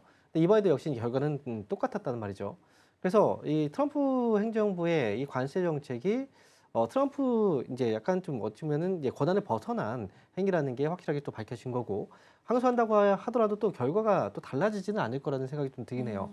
지금 전반적으로 계속해서 이런 판결들이 나오고 있다는 건 그렇게 된다면 이제 이 불안감을 떠안을 수밖에 없는 건 이제 미국과 전 세계 이 관세를 현재 협상을 한 그 나라들이 떠날 수밖에 없죠. 어찌 보면은 이제 이 판결이 좀 빨리빨리 진행이 돼서 결과물이 나왔다면 그러면 이제 관세에 대한 불안감을 사실 덜어내고 갈 수 있는 거였고 한데 지금 같은 경우에는 완벽한 결정이 나온 건 아니기 때문에 항소를 하고 또 기간이 길어지니까 지금 자체는 이제 이미 어느 정도의 그 마무리가 되는 정리가 좀 되는 부분에서 되고 있었는데 여기서 또 불확실성이 커졌기 때문에 미국 증시 하락으로 이어졌고 국내 증시도 약간 이제 불안감은 있긴 할 거예요. 그런데 이제 어쩌면은 그 관세 정책이라는 건 이제 미국의 입장에서 좋을지 안 좋을지는 사실은 저도 모르겠어요. 돈을 이제 이제 세금을 통해서 돈을 벌어들이는 건 정부의 입장이고, 그다음에 국민들이 사실 물가에 대한 부분을 감내를 해야 되는 거거든요. 그런데 다른 나라 입장에서는 무조건 또 악재일 수밖에 없는 거잖아요. 우리나라도 원래 관세가 없었는데 FTA를 시행해서, 근데 관세가 없었는데 이제 관세를 받겠다고 하니 이 부분에 있어서도 이제 불안감이 또 커졌던 거고 손실적인 부분들도 많이 커지게 된 거죠. 그런데 만약에 이게 판결이 그렇게 나게 된다면 우리가 미국에 약속했던 투자라든지 이런 것들을 굳이 이행할 필요는 없는 거죠. 그리고 이제 관세 같은 경우에도 이번에 이제 뭐 이렇게 높게 매겼지만 이게 위법이라고 한다면 관세 같은 경우에 당연히 좀 낮아질 수밖에 다시 돌아갈 수밖에 없는 거고. 하지만 트럼프는 이제 이거를 뭐 그렇게 호락호락하지는 않을 것 같습니다. 그래서 일단은 시장에서 단기적으로는 불안감이 좀 있긴 하지만 만약에 관세 정책에 대한 이제 위법 판정이 나오게 된다면 국내 같은 경우에나 이제 다른 전 세계 증시에는 호재라고 저는 생각을 해요. 그래서 오늘 같은 경우에는 이제 시장의 흐름을 좀 지켜봐야 되겠지만 만약에 이제 판결이 그렇게 판결이 되게 된다면 이건 호재겠지만 일단은 지금으로서는 약간 불안한 어떤 심리 이런 것들이 좀 반영이 될 수 있습니다. 왜냐하면 시장은 불확실성을 되게 싫어하거든요. 그래서 이 판결이 지금 현재 상황을 좀 뒤집는 그런 판결이었기 때문에 그래서 일단은 이제 국내 증시도 현재까지는 이제 아침에 시작 출발이 예상되는 게 마이너스였다가 지금 플러스로도 움직이긴 해요. 네. 시장의 변동성이 좀 느껴지는 장이긴 하거든요. 그런데 일단 이 결과가 국내에 어떻게 반영되는지는 일단 오늘 아침에 개장하고 나서 좀 지켜보실 필요가 있지 않을까라고 생각이 들고요. 그리고 외국인들이 지금 일단 매수가 들어왔습니다. 외국인들의 매수 금액으로 보면은 뭐 굉장히 뭐 큰 매수가 들어왔다라고 보여지진 않아요. 4천억 정도의 매수가 어제 들어왔는데 그 전까지 매도가 뭐 6천억 뭐 대까지 나왔던 그런 상황이었기 때문에 하지만 외국인들도 3,200포인트 아래에 있는 이 상황에서 주가가 좀 최근에 또 흔들렸지만 매수가 다시 들어왔다는 건 국내 증시에 있어서는 뭐 상대적으로 이제 뭐 긍정적으로 바라보고 있지 않나라고 생각을 합니다. 그래서 외국인들 수급들은 계속해서 주목을 해봐야 되고 외국인들 수급이 계속 들어와 준다면 뭐 우리나라 주식을 이제 투자할 때는 외국인들 수급이 되게 중요하잖아요. 그러니까 외국인들 수급에 맞춰서 종목들을 좀 잘 선점해 보는 것도 지금 좋을 것 같습니다. 네, 좋습니다. 일단 간밤에 관세에 대한 이슈가 다시금 불거졌기 때문에 이에 대해서 다시 좀 짚어보자면 지금 관세를 매기는 거에 대해서 위법이다라는 판결 결과가 나왔습니다. 지금 트럼프 대통령이 다시 상고 판결에 지금 신청을 한 상황인데요. 이와 관련해서는 효력이 10월 14일까지 연기가 된 상황입니다. 어떻게 이 상황들이 진행이 될지 지켜보시면 좋을 것 같은데 그 전에 베센트 재무장관이 이 관세로 인해서 수입이 지금 1조 달러다라고 이야기한 만큼 이거를 다시 환급해 줄 수 있는 그런 상황이 왔을 때는 더 큰 우려가 있을 수 있으니까 함께 체크해 보시면 좋겠습니다. 그럼에도 불구하고 위법이다라는 판결이 나왔을 때는 다시금 이 미국에 약속했던 투자 부분이 다시 되돌아올 수 있다라는 이야기를 해주셨습니다. 전문가님께서는 오히려 호재일 수도 있다라고 분석을 해주셨으니까 함께 체크를 해보시면 좋을 것 같습니다. 이렇게 관세 불확실성이 다시금 좀 대두가 되는 그런 가운데 어제 반도체 투톱의 흐름도 같이 짚어보겠습니다. 중국과 또 미국에서 악재가 두 가지 악재가 같이 깊었었죠. 그런데 어제 좀 반등을 다시 해주는 모습이었습니다. 그래도 이 하루 만에 좀 반등이다라는 점에서는 좀 긍정적으로 볼 수 있을 것 같은데요. 사실 전문가님께서도 월요일 시장에서 SK하이닉스가 조금 더 악재로 반영할 수도 있다. 오히려 삼성전자가 조금 기회일 수도 있다 이렇게 말씀해 주셨는데 정말 어제 시장에서 삼성전자가 좀 더 많이 오르면서 반등을 해주는 모습이었습니다. 이 반도체 투톱 안에서의 전략도 어떻게 다시 좀 세워보면 좋을까요? 일단 지금 악재가 많이 도출이 됐어요. 네. 그리고 지금 앞에서 제가 그 전에 월요일 날 얘기했던 건 두 종목을 만약에 매매 접근을 할 때는 삼성전자하고 하이닉스의 좀 차별화 전략이 필요하다라고 말씀드렸었죠. 삼성전자는 조금 흔들려도 이제 매수가 가능하지만 하이닉스 같은 경우에는 좀 많이 빠졌을 때 매수하시는 게 더 낫겠다라고 얘기를 했죠. 그만큼 이제 하이닉스 측에 조금 더 악재가 더 크게 반영이 될 거라고 이제 봤던 거고요. 이번에 이제 악재가 나왔던 건 이제 알리바바 쪽에서 AI 칩을 개발했다는 뉴스가 있었어요. 그런데 실제로 이제 이게 과연 큰 악재인가를 따져본다면 이미 어느 정도는 우리가 예상을 했던 부분입니다. 왜냐하면 중국에서 이미 어센드 칩이라고 이제 화웨이 쪽에서 개발이 됐던 칩도 있었고요. 그리고 중국 자체적으로 이제 기업들이 미국에서 계속 중국을 견제하다 보니까 자체 개발을 통해서 이제 칩을 계속 만들어 왔었단 말이죠. 그런 성과들이 지금 나오고 있는 거고요. 하지만 이제 그 경쟁력이 엔비디아에 견주어 볼 수 있느냐라고 한다면 견주기가 좀 어려운 정도의 수준이긴 해요. 그렇기 때문에 지금 당장에 큰 문제는 없다라고 생각을 하면 될 것 같고요. 그리고 이제 이번에 미국하고 이제 중국 쪽에서 또 한 가지 또 문제가 됐던 건 원래 이제 바이든 대통령 시절에 있었던 문제였거든요. 네. 바이든 대통령 당시에 중국을 견제하기 위해서 이제 중국 안에 있는 공장들, 반도체 공장들이죠. 거기에서 이제 생산을 할 때 반도체를 그때 미국의 이제 그 생산 장비를 그걸 이용해서 이제 만들 수 없도록 그렇게 한번 얘기가 나왔었거든요. 근데 그 당시에 하이닉스하고 삼성전자를 1년 정도 유예를 받았었어요. 그게 2022년도였는데 그리고 나서는 이제 그 다음에 1년 유예 이후에 다시 한번 이제 뭐 사실상 무기한 전쟁이 좀 된 거죠.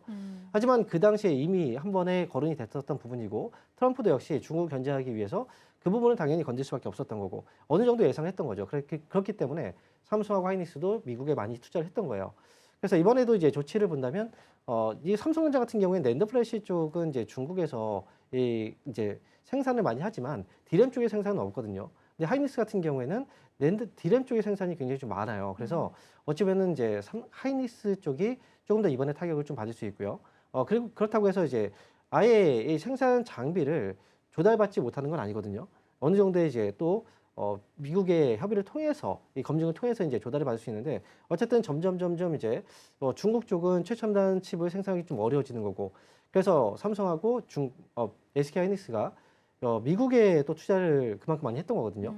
투자 금액 자체로 본다면 삼성이 굉장히 좀 많이 있죠. 그래서 삼성 쪽이 앞으로를 봤을 때는 이런 규제들이 계속 나오게 된다면 오히려 조금 더 대응하기가 좀 수월할 거고 하이닉스 같은 경우에는 지금 당장 이제 대처하기에는 조금 더 삼성전자보다 좀 어려울 수 있다라는 거죠. 그래서 이 부분을 본다면 이제 삼성전자 측이 오히려 하이닉스보다는 조금 더 개선된 부분이 있고 그다음에 두 기업을 놓고서 우리가 투자 포인트를 잡게 된다면 하이닉스는 우려감이 좀 더 크기 때문에 오히려 삼성전자 쪽이 조금 더 안전하게 접근할 수 있다. 이렇게 보시면 좋을 것 같습니다. 네, 그러네요. 지금 이 VEU 관련해서 검증된 최종 사용자에서 지금 철회를 하겠다라고 미국에서 밝혔는데 삼성전자보다 SK하이닉스가 조금 더 타격이 많을 것이다라는 이야기가 나왔습니다. 왜냐하면 중국 안에서의 공장을 따져봤을 때 이 SK하이닉스의 D램 생산량이 중국에서는 40%를 차지하고 있다고 합니다. 그러다 보니까 지금 이 안에서의 타격이 더 많을 수밖에 없다라는 점 다시 한번 짚어주셨으니까요. 이 점 함께 확인해 보시면서 반도체 투톱들 전략 세워보시면 좋겠습니다.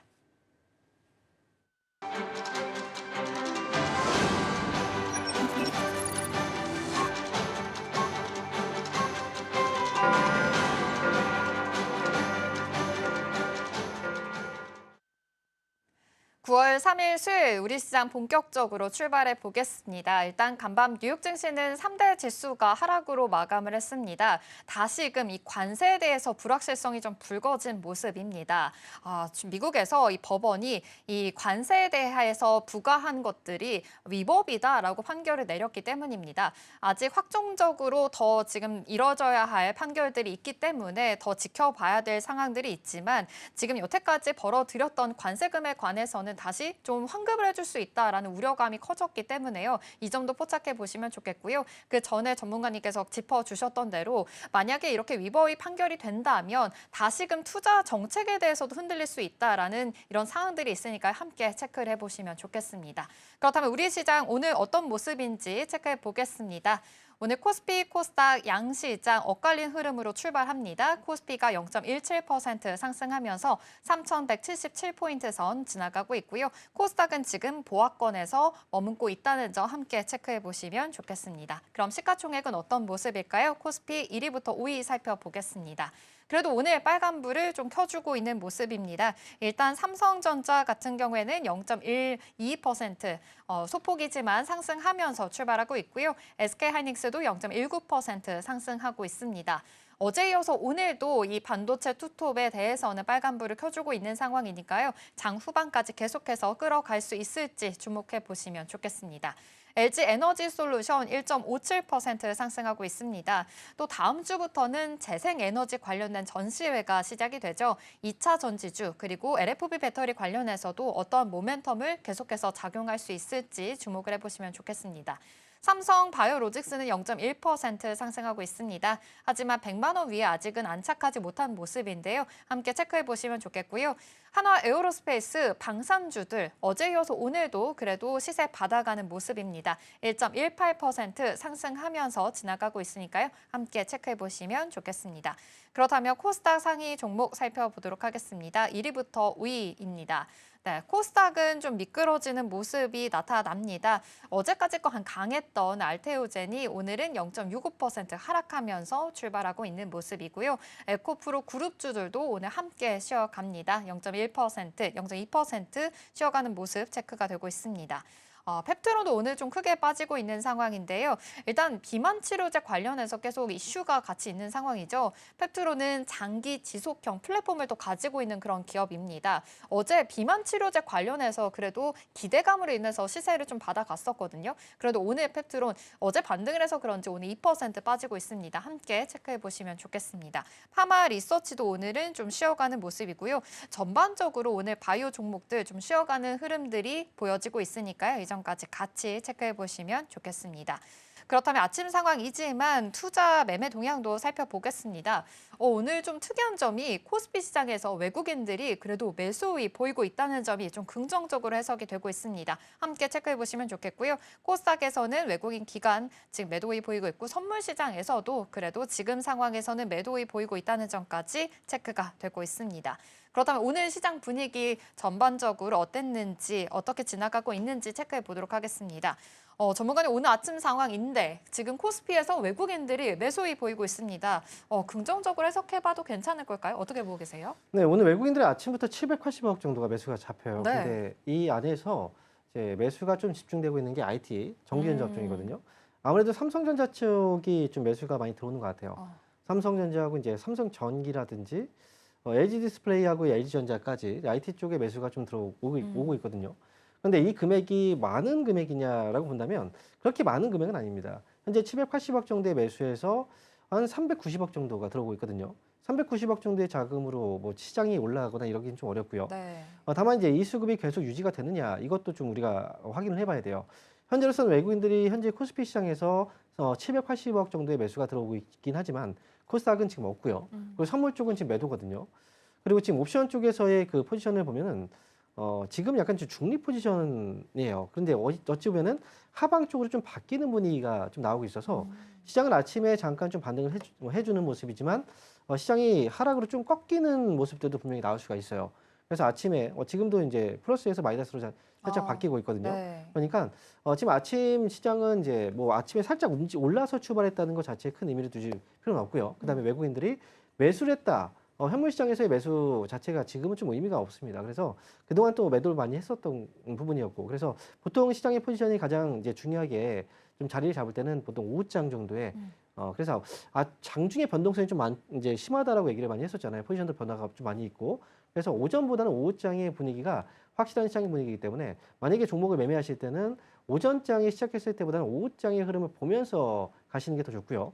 그리고 외국인들이 오늘 이제 매수하고 있는 업종 중에서 이제 IT 쪽을 매수를 하고 있긴 하지만 이게 수급이 또 바뀔 수가 있어요. 그래서 지금 외국인들 수급을 주목을 하되 오전장의 수급보다는 오후장의 수급을 또 확인하면서 접근하시는 게 뭐 좋지 않을까 저는 이렇게 말씀을 드리도록 하겠습니다. 네, 그래도 어제부터 외국인들의 수급이 좀 다시 들어오고 있는 상황입니다. 지금 상황에서도 외국인들 전기 전자 쪽으로 좀 사들이고 있다라고 말씀을 해주셨는데요. 오후장까지 이러한 분위기가 이어질 수 있을지 계속해서 주목을 해보시면 좋을 것 같습니다. 그렇다면 이어서 반도체 투톱 관련해서도 이 스마트폰 시장에 대해서도 좀 전략들 세워보려고 합니다. 또 내일 하웨이가 세계 최초로 트리 폴드폰을 공개한다고 합니다. 그러다 보니까 다시 한번 스마트폰 시장에 우려가 좀 생길 수도 있을 것 같은데요. 하웨이에서 이제 공개를 하고 삼성전자 같은 경우에도 지금 10월에 트라이폴드폰을 공개할 것이다라는 것이 이제 앞두고 있는 상황인데 트라이폴드 접는 폰이잖아요. 그렇다면 힌지가 아무래도 좀 중요할 것 같은데 이러한 모멘텀 안에서 힌지 관련된 종목들을 좀 봐야 될까요? 어떻게 좀 전략들 세워보면 좋을까요? 원래 이제 과거에는 이제 중국 기업들이 보통 이제 복사해서 만드는 이제 따라 만드는 정도의 수준이었는데 이제는 조금 더 앞서 나가려고 하고 있는 그런 이제 모습이에요. 특히나 화웨이 같은 경우에 기술력이 좀 많이 이제 어느 정도 검증이 좀 된 회사이기 때문에 그래서 지금 이번에도 삼성전자 측에서 최근에 폴더블폰이 잘 팔렸고 그다음에 이제 폴더블폰 시장에서 점유율을 많이 높였는데 이 점유율을 중국에서 많이 따라잡았었어요. 그래서 이번에 이제 신제품이 나왔고 이제 슬림화 시키면서 좀 차별화를 뒀지만 중국에서도 역시 또 슬림화 폰을 또 만들었단 말이죠. 그래서 결국 이제 국내 같은 경우에는 이제 미국 뭐 애플하고의 어떤 경쟁 구도에 있긴 하지만요. 중국에서 지금 계속해서 올라오고 있는 시장 점유율이 꽤 있기 때문에 견제할 수밖에 없는 상황인데 지금 이제 폴더블 폰이 이제 접히는 폰이 지금 출시가 됐고 삼성에서 그리고 이게 호응을 많이 얻으면서 애플도 내년에는 이제 폴더블 폰을 또 출시를 예정을 두고 있다는 얘기가 나오고 있거든요. 그런데 이런 과정에서 이제 두 번 접는 폰이 나온다. 이것도 이제 초기 모델이 아니거든요. 두 번째 모델로 알려져 있거든요. 그래서 예전에도 이제 두 번 접는 폰이 나왔고 이번에도 또 트리폴드 폰이 이제 또 나오게 되기 때문에 그런데 이제 여기에서 중요한 건 삼성전자도 역시 준비를 하고 있다라는 거예요.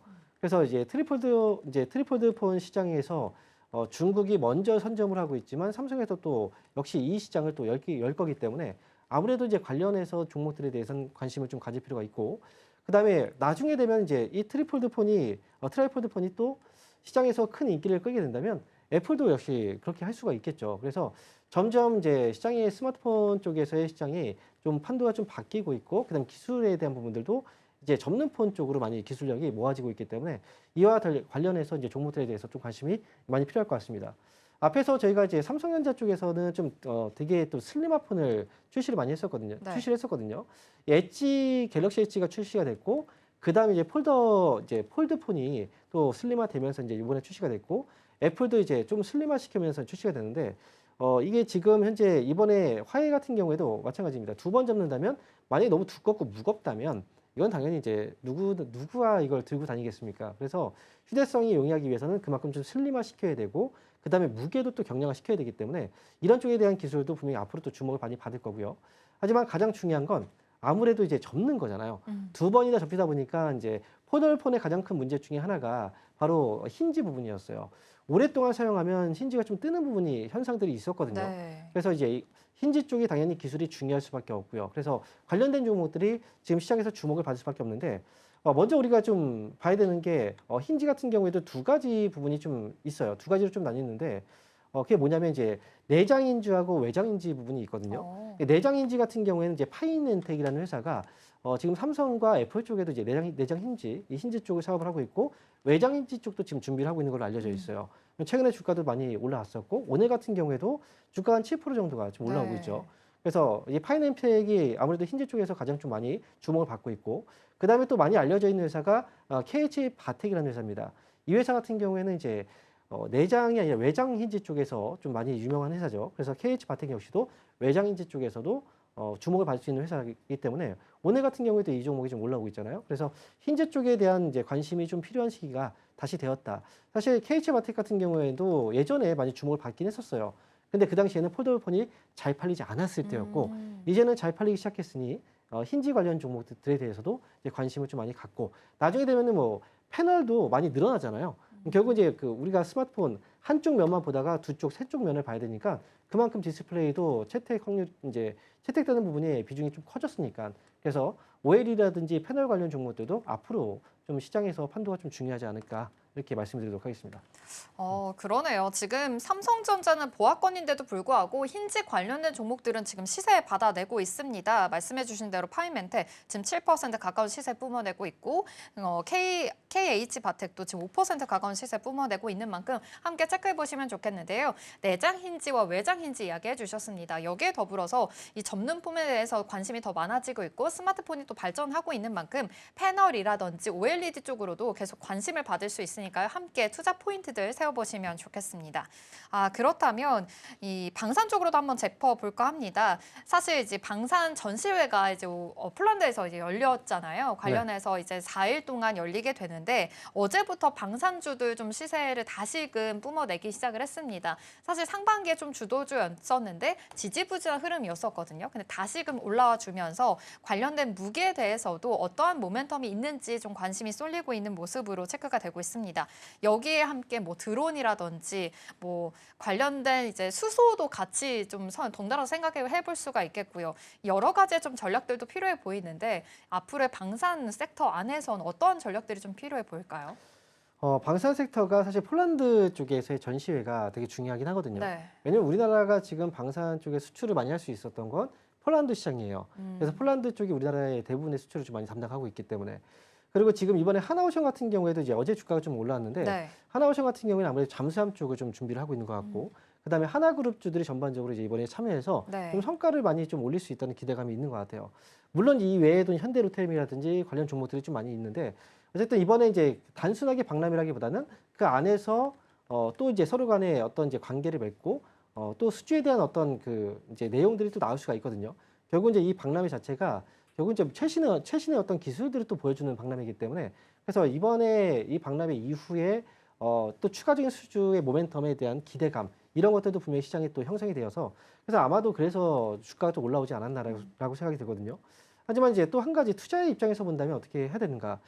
주가가 또 많이 올라가면 그만큼 흔들릴 때 많이 흔들리는 게 정석이에요. 그래서 이런 것들을 감내할 수 있는 분들이라면 이제 또 그리고 또 빠른 대응을 할 수 있는 분들이라면 충분히 이걸 감내를 하시겠지만 대부분이 그렇진 않을 거란 말이죠. 갑작스럽게 주가가 뭐 10% 막 7, 8% 이상 빠지면 당황할 수밖에 없고 그렇게 해서 팔았는데 또 다시 올라가 버리면 그러면 또 손해를 보거든요. 그래서 이런 것 이제 이렇게 신고가형에서 움직이는 종목들 이런 종목들은 내가 어느 정도의 그 매매 실력이 좀 되거나 능력이 되거나 그다음에 내가 손절도 과감하고 올라갔을 때 바로바로 팔아낼 수 있는 그 정도의 능력이 좀 있다면 가능하지만 일반적인 경우에는 아무래도 이제 여기서 만약에 갑작스럽게 하락이 나오게 된다면 그때는 다시 이 가격이 또 언제 돌아올지 모르잖아요. 그래서 득보다 실이 조금 더 많을 수 있기 때문에 저는 웬만하면 이제 일반 투자자분들은 이쪽에 대해서는 지금 신규 매수는 아무래도 좀 위험하지 않을까 이렇게 말씀드리겠습니다. 사실 그 전부터 이 방산주들 그래도 좀 보수적인 입장을 알려주셨는데 아무래도 신고가 영역이다 보니까 조금 이런 점에 대해서는 아무래도 주의가 필요하다라는 코멘트 주셨으니까요. 확인해 보시면 좋겠습니다. 마지막으로 짧게 한번 여쭤볼게요. K푸드에 대해서 좀 관심이 많아지고 있는 요즘입니다. 캐대언의 인기가 식지 않고 있잖아요. 네. 이 농심에서는 다시 콜라보까지 이야기하면서 지금 1분 만에 동이 났다라는 이야기 있습니다. 사실 저도 도전했는데 끝났거든요. 그래서 못했습니다. 못 샀는데 지금 이 농심이 면비디아 이야기까지 나오고 있는 상황입니다. 사실 삼양식품은 너무 많이 올라서 부담스럽잖아요. 이쪽으로 좀 투자를 돌려서 시선을 돌려서 생각해봐도 괜찮을까요? 어떻게 보세요? 엔비디아가 그만큼 많이 지금 좀 유명한가 봐요. 다들 이제 거기다가 면비디아라고 이제 네. 좀 이름 붙이는데 사실 그건 좀 너무 오버된 부분이라고 생각합니다. 사실 우리가 그 캐대언 같은 경우에도 이번에 넷플릭스에서 뭐 1위를 찍고 그다음에 전 세계적으로 우리나라 K푸드, K 문화가 좀 많이 열풍을 끌고 있는 거 맞아요. 네. 거기다가 이제 거기서 김밥을 먹는 장면 때문에 또 김밥 관련주들이 그쵸. 움직이고 이런 문화의 영향력이 굉장히 좀 크고 파급력이 있는 건 이제 당연히 인정하는 부분인데 그렇다고 해서 이제 이번에 콜라보 효과로 인해서 이게 농심이 이제 엔비디아처럼 주가가 올라가거나 이렇게는 좀 어렵고요. 오늘 바로 이제 당장 1% 정도 조정이 나오고 네. 있잖아요. 결국 이제 K푸드라든지 이런 쪽은 당연히 앞으로는 저는 좀 괜찮을 거라고 생각을 해요. 그래서 관련 종목들에 대해서는 관심을 갖되 뭐 그냥 뭐 그렇다고 해서 무작정 앞으로 엔비디아처럼 갈 것이야 이렇게 생각하고 들어가기는 좀 어렵다 이렇게 말씀드리겠습니다. 네, 엔비디아라는 단어가 좀 무거웠던 것 같습니다. 이 정도보다는 그래도 이 관심을 계속 가질 만한 섹터다라고 긍정적인 의견 주셨으니까요. 앞으로 주가 추이들도 보시면서 투자 포인트들 잘 세워보시면 좋겠습니다. 스탁포인트는 여기서 마무리하도록 할게요. SCTV 황민혁 전문가 함께했습니다. 고맙습니다. 네, 감사합니다.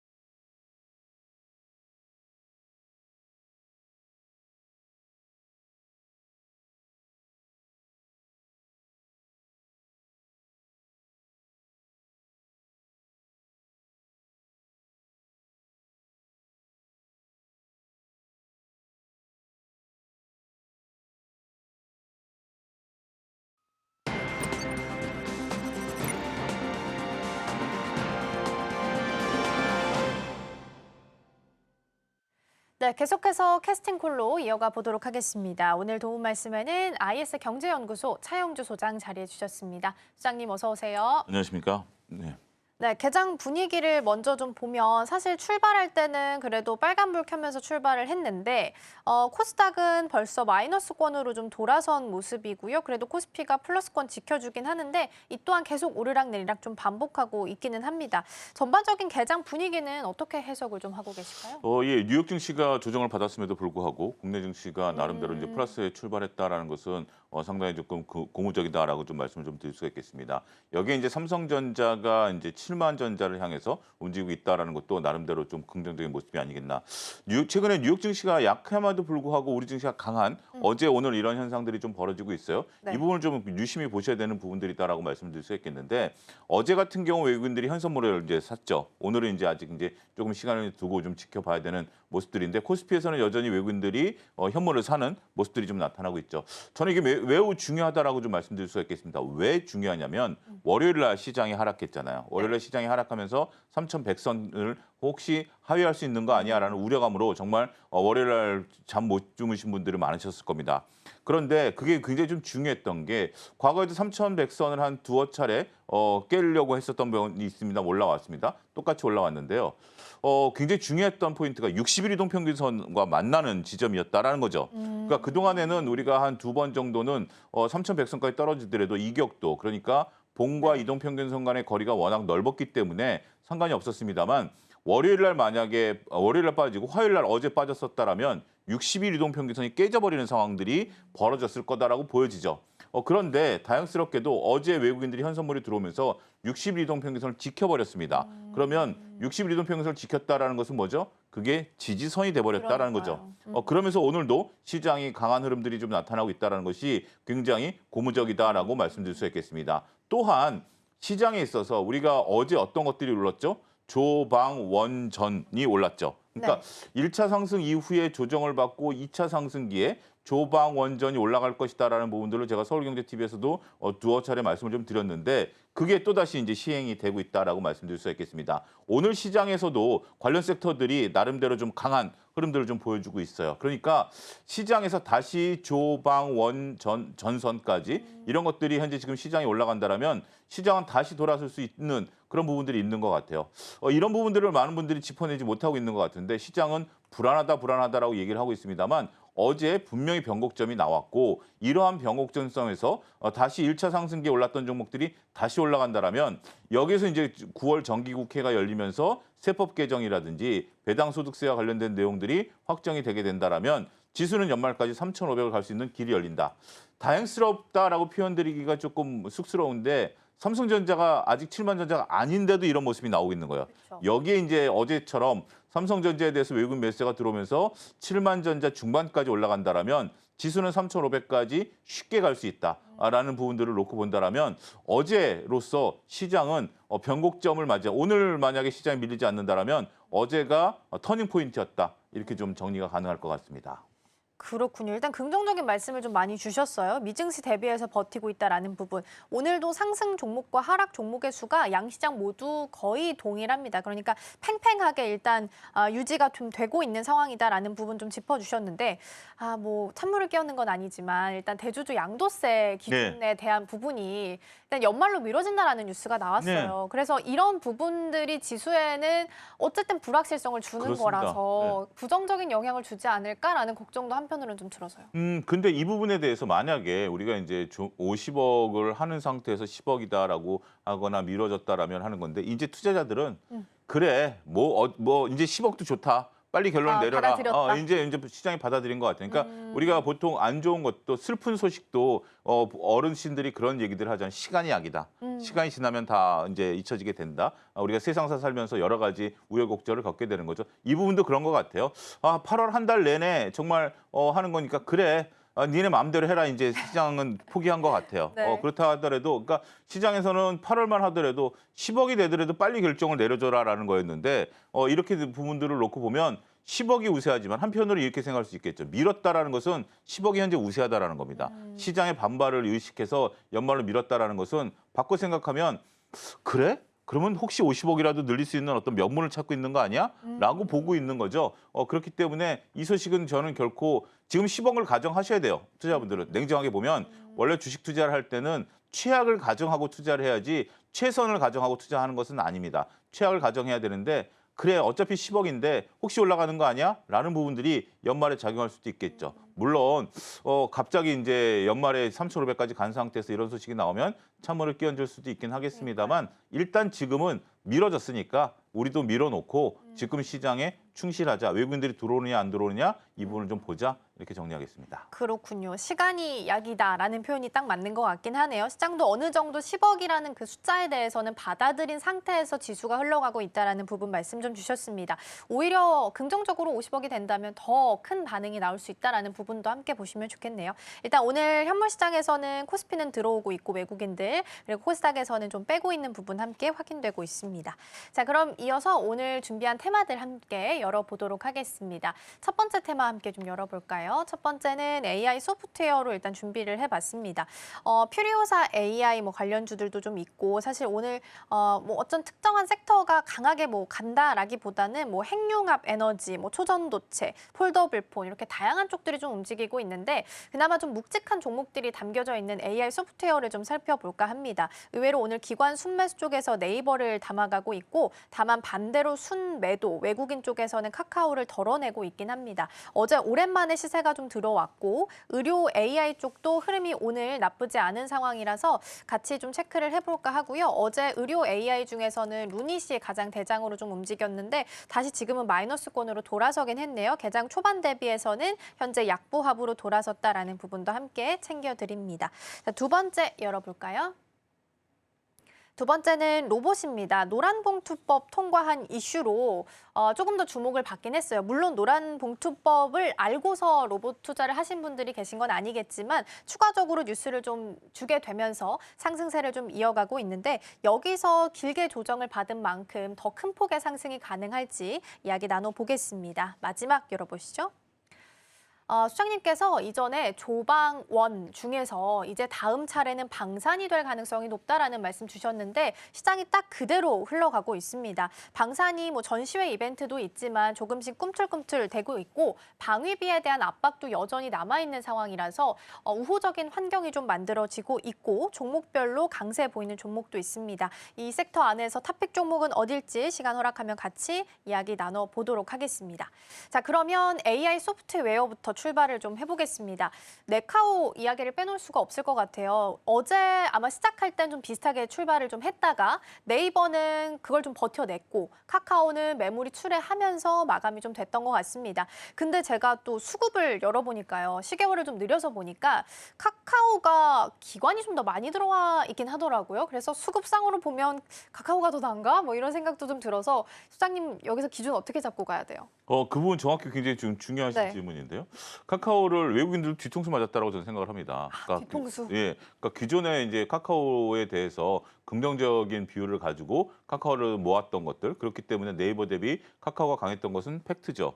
근데 김범수 의장의 사법 리스크가 확 불거진 거 아니겠습니까? 이 부분에 대해서는 네. 어느 누구도 예견하지 못했었던 부분들이다라는 거죠. 그렇기 때문에 제가 뒤통수라고 표현을 한 거죠. 그러다 보니까 어제 외국인들이 보란 듯이 팔아버렸습니다. 그렇기 때문에 이게 굉장히 중요한 것 같아요. 그러니까 기존에 있었던 것은 김범수 의장에 대한 사법 리스크가 반영 안 된 수급이었고요. 네. 어제부터 찐 수급이 반영이 됐다라고 치면 외국인들도 이제부터는 카카오를 덜어내는 노력들을 할 가능성을 현재로서는 배제할 수 없다. 오히려 여기서 외국인들이 카카오를 덜어내기 시작한다라면 네. 이건 또한 또 악재로서 작용할 수 있다라고 좀 봐야 되겠죠. 이 부분을 명확히 보셔야 될 것 같아요. 그러니까 우리가 이제 투자자들이 카카오를 갖고 계신 분들에게는 제가 조금 뭐 불편한 소리를 들을 수도 있긴 하겠습니다만 보고 싶은 것만 본다라는 거죠. 아니 그동안 외국인들이 샀는데 이게 이유 없이 샀을까라는 건데 그 부분은 아니다라고 저는 냉정히 좀 볼 때는 봐야 된다라고 좀 말씀드릴 수 있겠습니다. 우리가 삼성전자를 사야 돼요, 하이닉스를 사야 돼요 이런 질문들 상당히 많이 받게 되죠.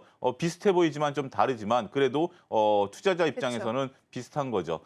대답하기 상당히 곤란한 질문입니다. 그러한 질문 중에 또 하나가 카카오를 사야 돼요, 네이버를 사야 돼요라는 똑같은 네. 질문이죠. 근데 지금이다라면 굳이 우리가 카카오를 살 필요가 있을까라는 부분들을 좀 볼 수 있겠죠.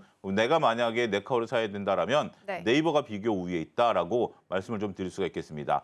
또한 오늘 일단은 또 얘기가 나왔어요. 우리가 AI 위원회가 이제 만들어졌고 여기에 이제 의장이 대통령이 맡으신다라는 부분들이 있으면서 오늘 전반적으로 AI에 대한 부분들이 좀 올라가는 부분들이 있다라고 네. 칩니다.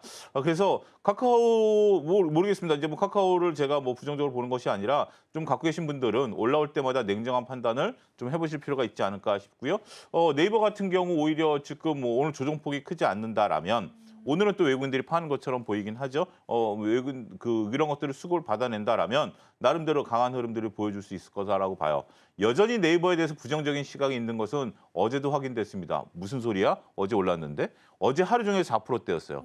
그만큼 4%대였다라면 때리는 수량도 어마어마하게 많았다라는 거죠. 물론 그걸 받아냈다라는 것이 네네. 굉장히 그 의미가 있는 부분들인데 나름대로 때렸던 물량들도 상당히 많았다라고 말씀드릴 수 있겠죠. 그거를 받아내고 오늘 만약에 밑꼬리를 달고 올라가기 시작한다라면 이제 네이버는 80분들은 거의 다 팔린 파는 그런 현상들이 나타날 수밖에 없다라는 거죠. 어제 오늘 단발성으로 볼 게 아니라 어제 오늘의 거래량의 의미를 한번 되새겨볼 필요가 있다라고 보여지고 있고요. 그렇다면 조금 부정적인 것보다는 우리가 네. 그렇잖아요. 과일 가게 가서 상처난 과일을 사십니까? 그 보기에도 이쁜 과일을 삽니까? 아무래도 과일 사야죠. 예쁜 과일을 사야죠. 물론 이제 상처난 과일이 맛있다라고 애둘러서 표현하긴 합니다만 그거는 또 다른 얘기니까요. 그렇게 한번 좀 보셔야 되지 않을까 싶습니다. 네, 이전에도 상처난 과일은 일단 좀 피하자라고 네. 말씀하셨던 기억도 나긴 합니다. 자, 그러면 로봇주로 시선을 좀 옮겨보도록 하겠습니다. 노란 봉투법 이슈가 나오면서 추가적으로 더 좀 붙어주는 것 같긴 합니다. 그리고 이제 스마트 팩토리 관련해서 현대모백스 상한가 도달을 좀 하기도 했었고, 로봇에 대한 수요가 우리가 생각하고 있는 것보다 더 빠를 거다라는 이야기들이 나오면서 주목을 좀 받고 있는데 하반기 분석은 좀 어떻게 하고 계실까요? 저는 하반기까지 끌고 가기에는 좀 쉽지 않을 것 같아요. 그래요? 예, 왜냐하면 노란봉투법으로 많은 분들이 설명을 하시지만 노란봉투법 때문에 사람을 줄이고 로봇을 들인다? 저는 그 부분에 대해서는 뭐 그렇게 크게 생각하지는 않습니다. 그런 것들에 대한 단기적인 비용, 그리고 이제 추세, 그리고 사람이 할 수 있는 일과 우리가 이제 로봇이 할 수 있는 일들을 놓고 본다라면 산업용 로봇은 침투될 만큼, 그러니까 침투라는 것은 기업에서 쓸 만큼을 어느 정도 쓰고 있다라고 봐야 되겠죠. 그런데 노란봉투법 때문에 뭐 굳이 그 사람이 하는 것을 바꾼다? 이것도 쉬운 일은 아닙니다. 우리가 도식적으로 많은 분들이 편하게 얘기를 하는데 이건 어마어마하게 어려운 일이고요. 지금 큰 공장들을 가보십시오. 대기업들을 가보면 기계가 할 수 있는 것은 어느 정도 다 기계가 하고 있어요. 라면 공장에 사람이 몇 명이 들어갈까요? 거의 안 들어가죠. 거기에 사람이 들어가서 오히려 되는 부분들인데 그렇다고 해서 그러면 거기서 사람을 얼마나 더 줄일 수 있을까요? 반도체 공정을 하는데 몇 명이 들어갈까요? 뭐 그렇게 여러분들이 생각하시면 될 겁니다. 미국 공장에서 지금 만들고 있는 현대차 공장에는 사람이 단 한 사람도 안 들어간다는 거 아닙니까? 이미 다 기계화가 돼 있다라는 부분들이죠. 그런데 로봇주들이 어제 이제 현대모백스가 올라가는 것으로 보면 지금 현재 우리가 이런 현상들을 보셔야 될 것 같아요. 우리가 2차전지가 올라갈 때 2차전지 모든 섹터가 움직였죠. 네. 그다음에 작년 상반기 때 HBM이 올라가니까 반도체 모든 섹터가 움직였죠. 그다음에 이제 로봇이 움직이니까 로봇이 이제 상대적으로 작은 섹터지만 그 안에 있는 것들이 다 움직이기 시작했다라는 거죠. 그렇기 때문에 저는 트레이딩 관점에 지금 접근을 하자. 우리가 지금 이제 로봇에 관심이 좀 높고 많은 인플루언서분들도 얘기를 하고 있고 그런 부분들이 있기 때문에 이것을 이용해서 트레이딩을 해야지. 지금 로봇주를 가지고 가서 로봇주를 장기 투자한다. 우리가 이제 작년에도 로봇주 얘기를 많이 했었죠. 근데 로봇주 장기 투자하신 분들의 성적은 어떻죠? 조금 좋다라고 말씀드리기 어려운 상황이죠. 벌써 오늘도 로봇주들이 흔들리고 있는 네. 상황이고 또 다른 종목들이 지금 움직이고 있는 그러한 현상들이다라면 로봇주들 같은 경우는 그렇지만 우리가 이제 미인대라는 표현을 한다라는 것은 예뻐 보이면 많은 분들이 관심을 갖는 거죠.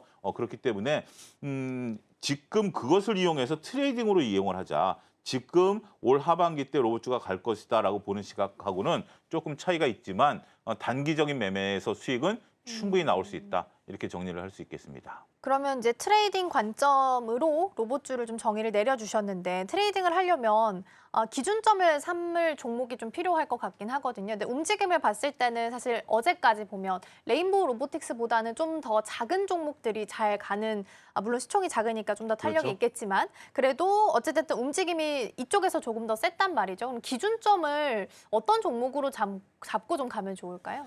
지금 이제 시메스 같은 종목이 어제 상당히 이제 거론 안 됐음에도 불구하고 나름대로 강했죠. 어제 이제 현대모백스하고 로보티지 같은 맞아요, 경우는 맞아요. 증권사 리포트가 나왔기 때문에 리포트빨로 움직였다라면 리포트가 없이 움직였던 종목은 시메스 같은 종목입니다. 오늘도 윗꼬리를 달긴 합니다만 나름대로 강하거든요. 네. 그러니까 좋은 말씀이세요. 그러니까 어떤 기준점, 누가 앞서서 깃발 들고 나가느냐, 그것을 보고 우리가 매매를 해야 되는데 저는 시메스가 이 정도라면 굉장히 강하다라고 표현을 좀 드리고 싶어요.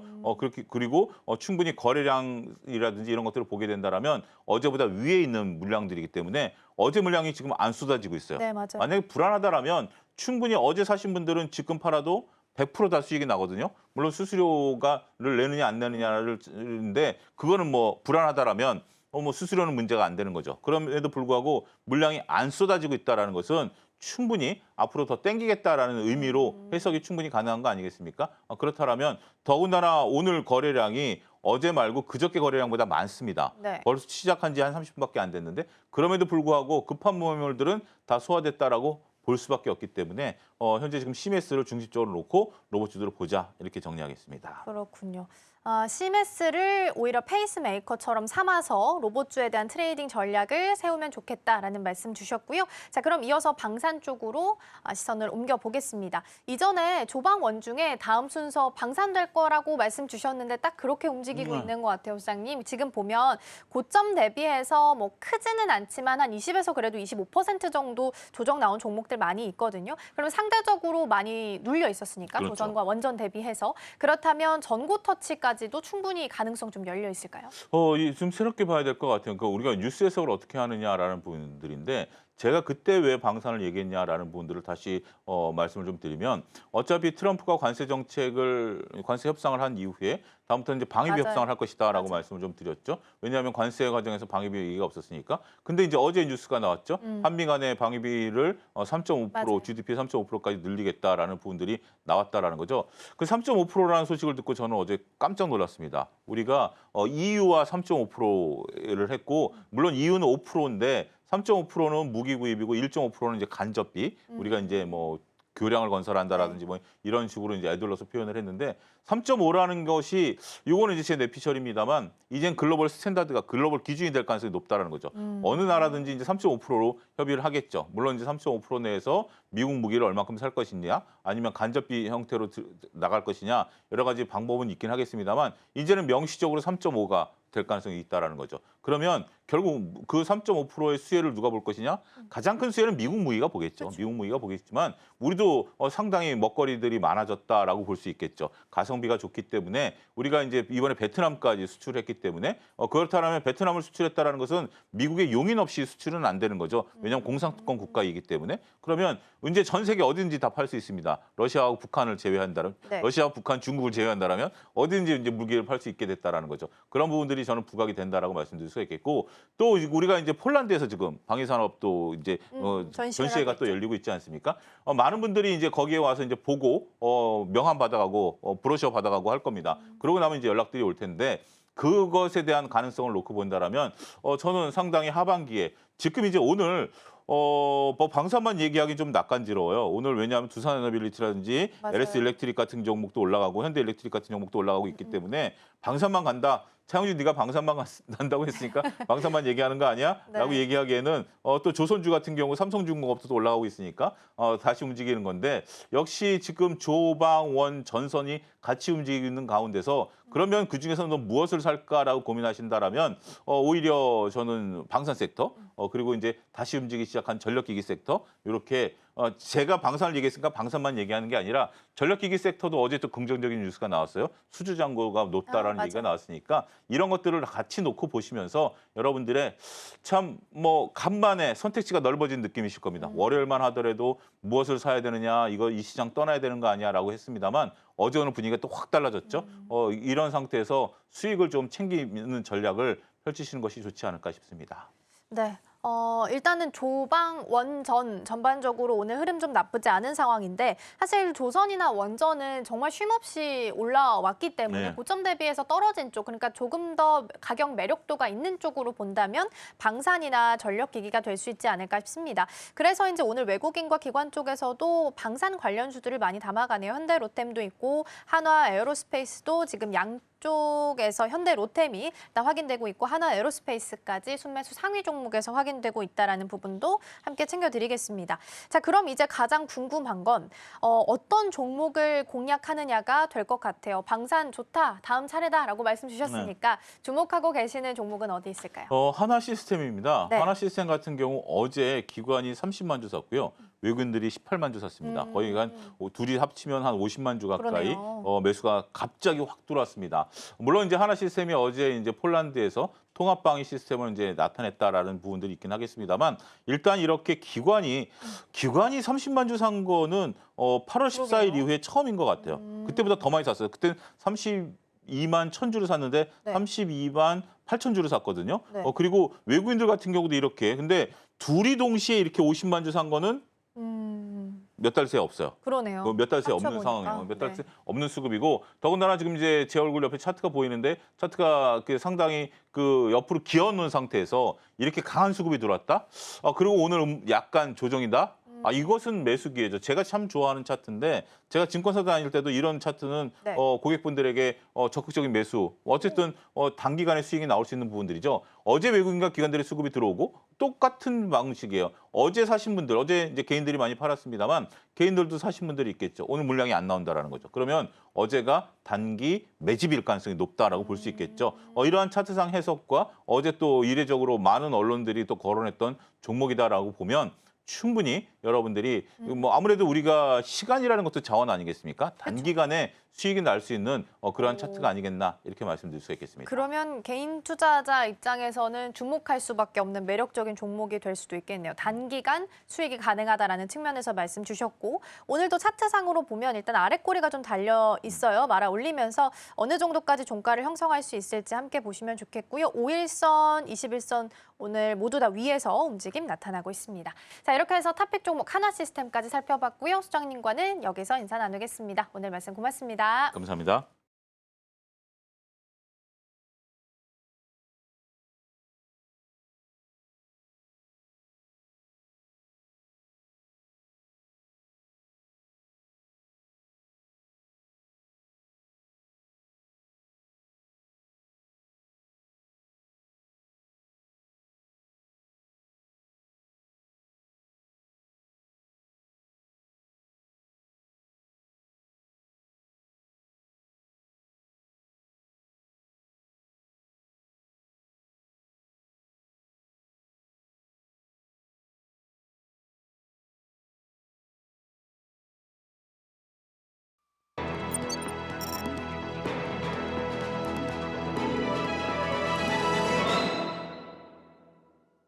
네, 댓글 답해주는 아나운서 코너로 이어가 보도록 하겠습니다. 김민 앵커 나와 계십니다. 어서 오세요. 안녕하세요. 네, 오늘도 댓글들 살펴보면서 투자 고민 해결해 보겠습니다. 첫 번째 댓글 화면을 통해서 함께 만나보시죠. 네, 오늘의 첫 번째 댓글입니다. 서버 돌리는 입장에서는 DDR4 아직 못 버린다라는 댓글입니다. 요즘에 반도체 시장 안에서 가격 흐름에 조금 변동이 생겼다고 합니다. 그러니까 구형 메모리가 DDR4이고 이제 그나마 신형으로 보는 게 DDR5인데 DDR4의 가격이 조금 더 높다라는 측면에서 이야기가 좀 나오고 있습니다. 어떤 내용일까요? 사실 좀 이례적인 상황이 펼쳐지고 있죠. 원래 같았으면 DDR4보다는 DDR5가 더 수요가 많아야 되는 그렇죠. 입장인데 그와 반면에 좀 색다른 일이 일어나고 있습니다. 현재 DDR4 가격이 DDR5 가격을 넘어선 상황인데요. 삼성전자와 SK하이닉스는 원래 올해까지만 이 DDR4 생산을 하고 또 내년부터는 완전히 DDR5 중심으로 가려는 구조가 형성이 됐었습니다. 그런데 시장 상황이 바뀌면서 계획을 수정했고 또 내년까지 DDR4 생산을 연장하기로 한 겁니다. 특히나 SK하이닉스는 중국 우시 공장에서 이 DDR4 생산량을 오히려 늘리기로 했습니다. 그 이유를 살펴보면 HBM, 즉 고대역폭 메모리에 수많은 웨이퍼를 투입하다 보니 이 범용 D램 생산이 줄었고요. 또 DDR4 공급이 예상보다 빠르게 부족해진 것으로 현재 파악이 되고 있습니다. 여기에 중국 업체가 또 더해지면서 이 DDR4 생산을 접으면서 계속해서 생산에 대한 내용은 물량이 더 줄었고 또 결과적으로 가격이 뛰어오른 원인으로 파악되고 있습니다. 네, DDR4랑 5랑 사용하는 사용처가 조금 다르긴 하거든요. 그런데 DDR4가 가격이 더 올랐다는 건 수요가 더 높다라는 뜻일 거고, 그럼 DDR4를 사용하는 곳에 대한 주목도도 높일 수밖에 없을 것 같거든요. 굳이 DDR4를 찾는 이유는 뭘까요? 아무래도 수요 측면에서 조금 더 바라봐야 되겠습니다. 첫 번째로 여전히 DDR4 기반으로 운영되는 서버와 PC들이 주로 많은데요. 그렇다 보니 특히 기업용 서버 시장에서는 이 안정성과 호환성이 특히나 중요하겠습니다. 당장 DDR5로 갈아타기보다는 이 기존의 DDR4를 유지하면서 필요한 만큼만 일부 교체하려는 수요가 나타나고 있고요. 인공지능 데이터 센터 투자도 이와 비슷한 맥락인데 GPU용 HBM 수요가 또 폭발적으로 늘어나면서 일반 서버용 메모리도 현재 함께 늘어나고 있습니다. 이 과정에서 DDR4가 덩달아 수요가 붙은 것으로 확인이 됩니다. 또 여기에 더해서 공급자 입장에서는 DDR4는 현재 수익성도 좋습니다. 이미 설비 투자와 감가상각이 끝난 상태이기 때문에 사실상 원가 부담이 크지 않은 상황인데요. 그렇기 때문에 비슷한 가격대라면 DDR5보다는 이 DDR4가 오히려 이익률이 높겠습니다. 삼성전자나 SK하이닉스가 이 생산 연장을 택한 이유가 바로 여기에 있고요. 다만 이 상황이 언제까지 계속되진 않을 것이다라는 인식도 존재합니다. 과거 DDR2에서 DDR3로 넘어갈 때도 또 한시적으로 가격 역전의 현상이 있었지만 이 기술 전환이 본격화되자 금세 정상화되기도 했습니다. 그렇기 때문에 이번에도 이 DDR5로의 전환은 불가피하고 또 DDR4의 가격 강세는 비교적 짧은 과도기적 현상으로 볼 수 있다라는 시각도 존재합니다. 네, 근데 추가적으로 다른 시각에서 좀 이야기를 해보자면 중국에 있는 캠브리콘 많이 들어보셨을 텐데 매출이 YY 대비해서 4,000% 정도 올라갔다고 하죠. 이쪽에서는 고사양보다는 아마 저사양 정도는 소화가 가능할 것으로 알려져 있습니다. 그러면 H20이랑 그래도 거의 동일한 제품을 만들려면 어쨌든 저사양 디램이 필요한 상황이기 때문에 추가적으로 DDR4 가격이 올라가는 현상이 조금 더 지속될 수 있다는 이야기는 좀 나오고 있으니까 시장 안에서 이 부분도 참고해서 함께 보시면 좋겠습니다. 자, 그럼 이어서 두 번째 댓글도 함께 확인해 보도록 하겠습니다. 네, 오늘의 두 번째 댓글입니다. 기관은 고심, 개미는 뒤늦게라는 댓글이고요. 최근에 이제 조선주들이 연일 신고가를 기록을 하고 있는데 국민연금은 오히려 조선주에 대한 비중을 줄였다고 하더라고요. 어떤 이유 때문일까요?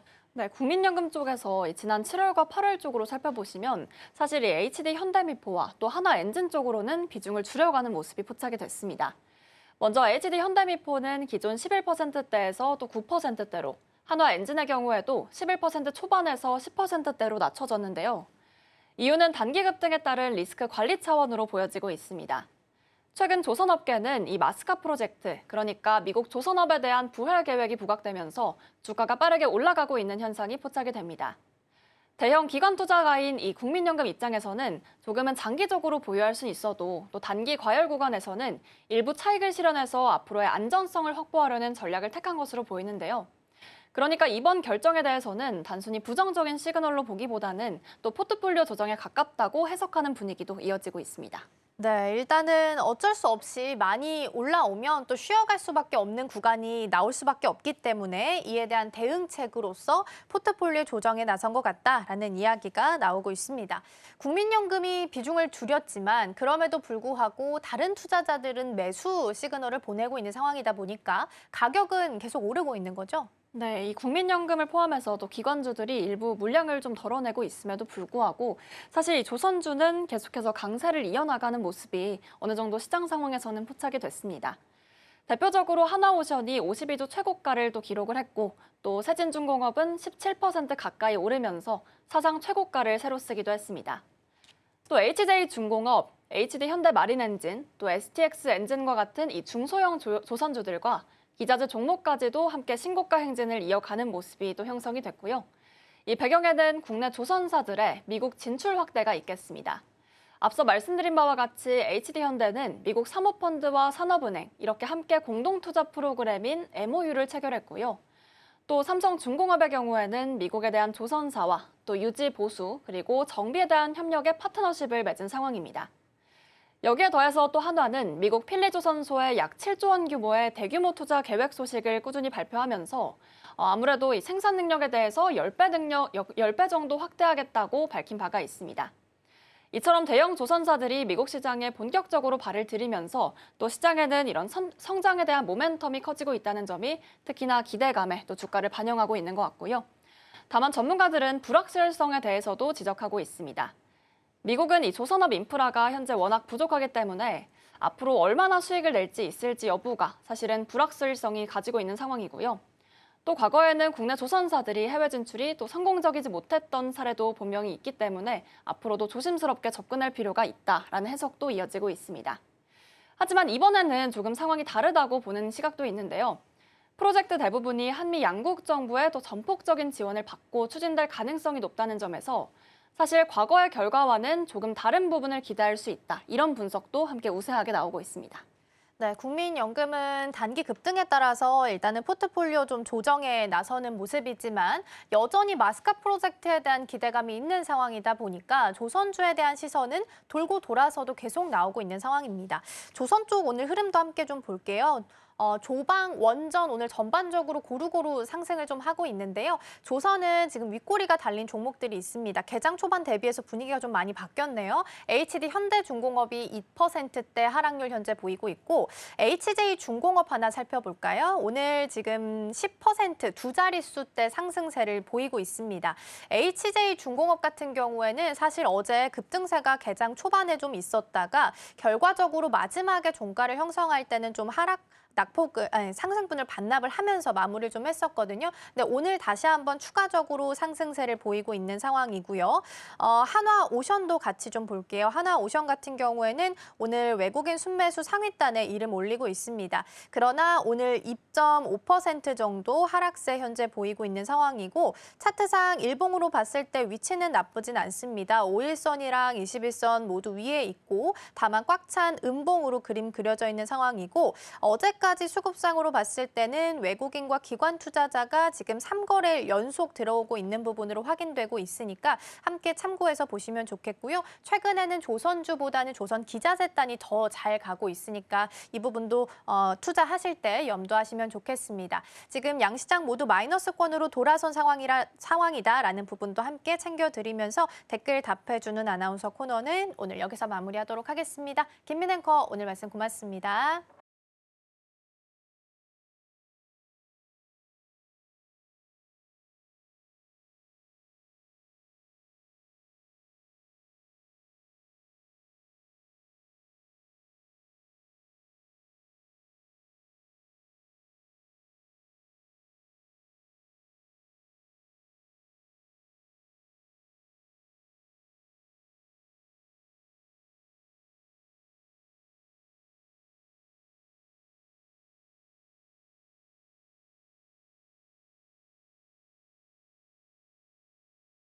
네, 일단 오전장 양시장 모두 방향성을 잡지는 못했습니다. 코스피도 지금 마이너스권으로 돌아서는 모습 나타나고 있는데요. 다만 이제 수급상으로 코스닥에서 기관 쪽이 마이너스였다가 지금 다시 매수 포지션으로 바뀌었기 때문에 이 규모가 얼마나 늘어날 수 있을지가 중요해 보입니다. 환율이 어느덧 1396원 30전까지 오름세 시현했으니까 오후장까지의 수급 꼭 확인해 보시면 좋겠습니다. 저희가 방송 중에 제공해드린 정보는 투자 판단을 위한 조언일 뿐 해당 종목의 가치와 수익률은 보장하지 않습니다. 저희는 내일 더 다양한 소식 준비해서 돌아오겠습니다. 시청해주신 여러분 고맙습니다.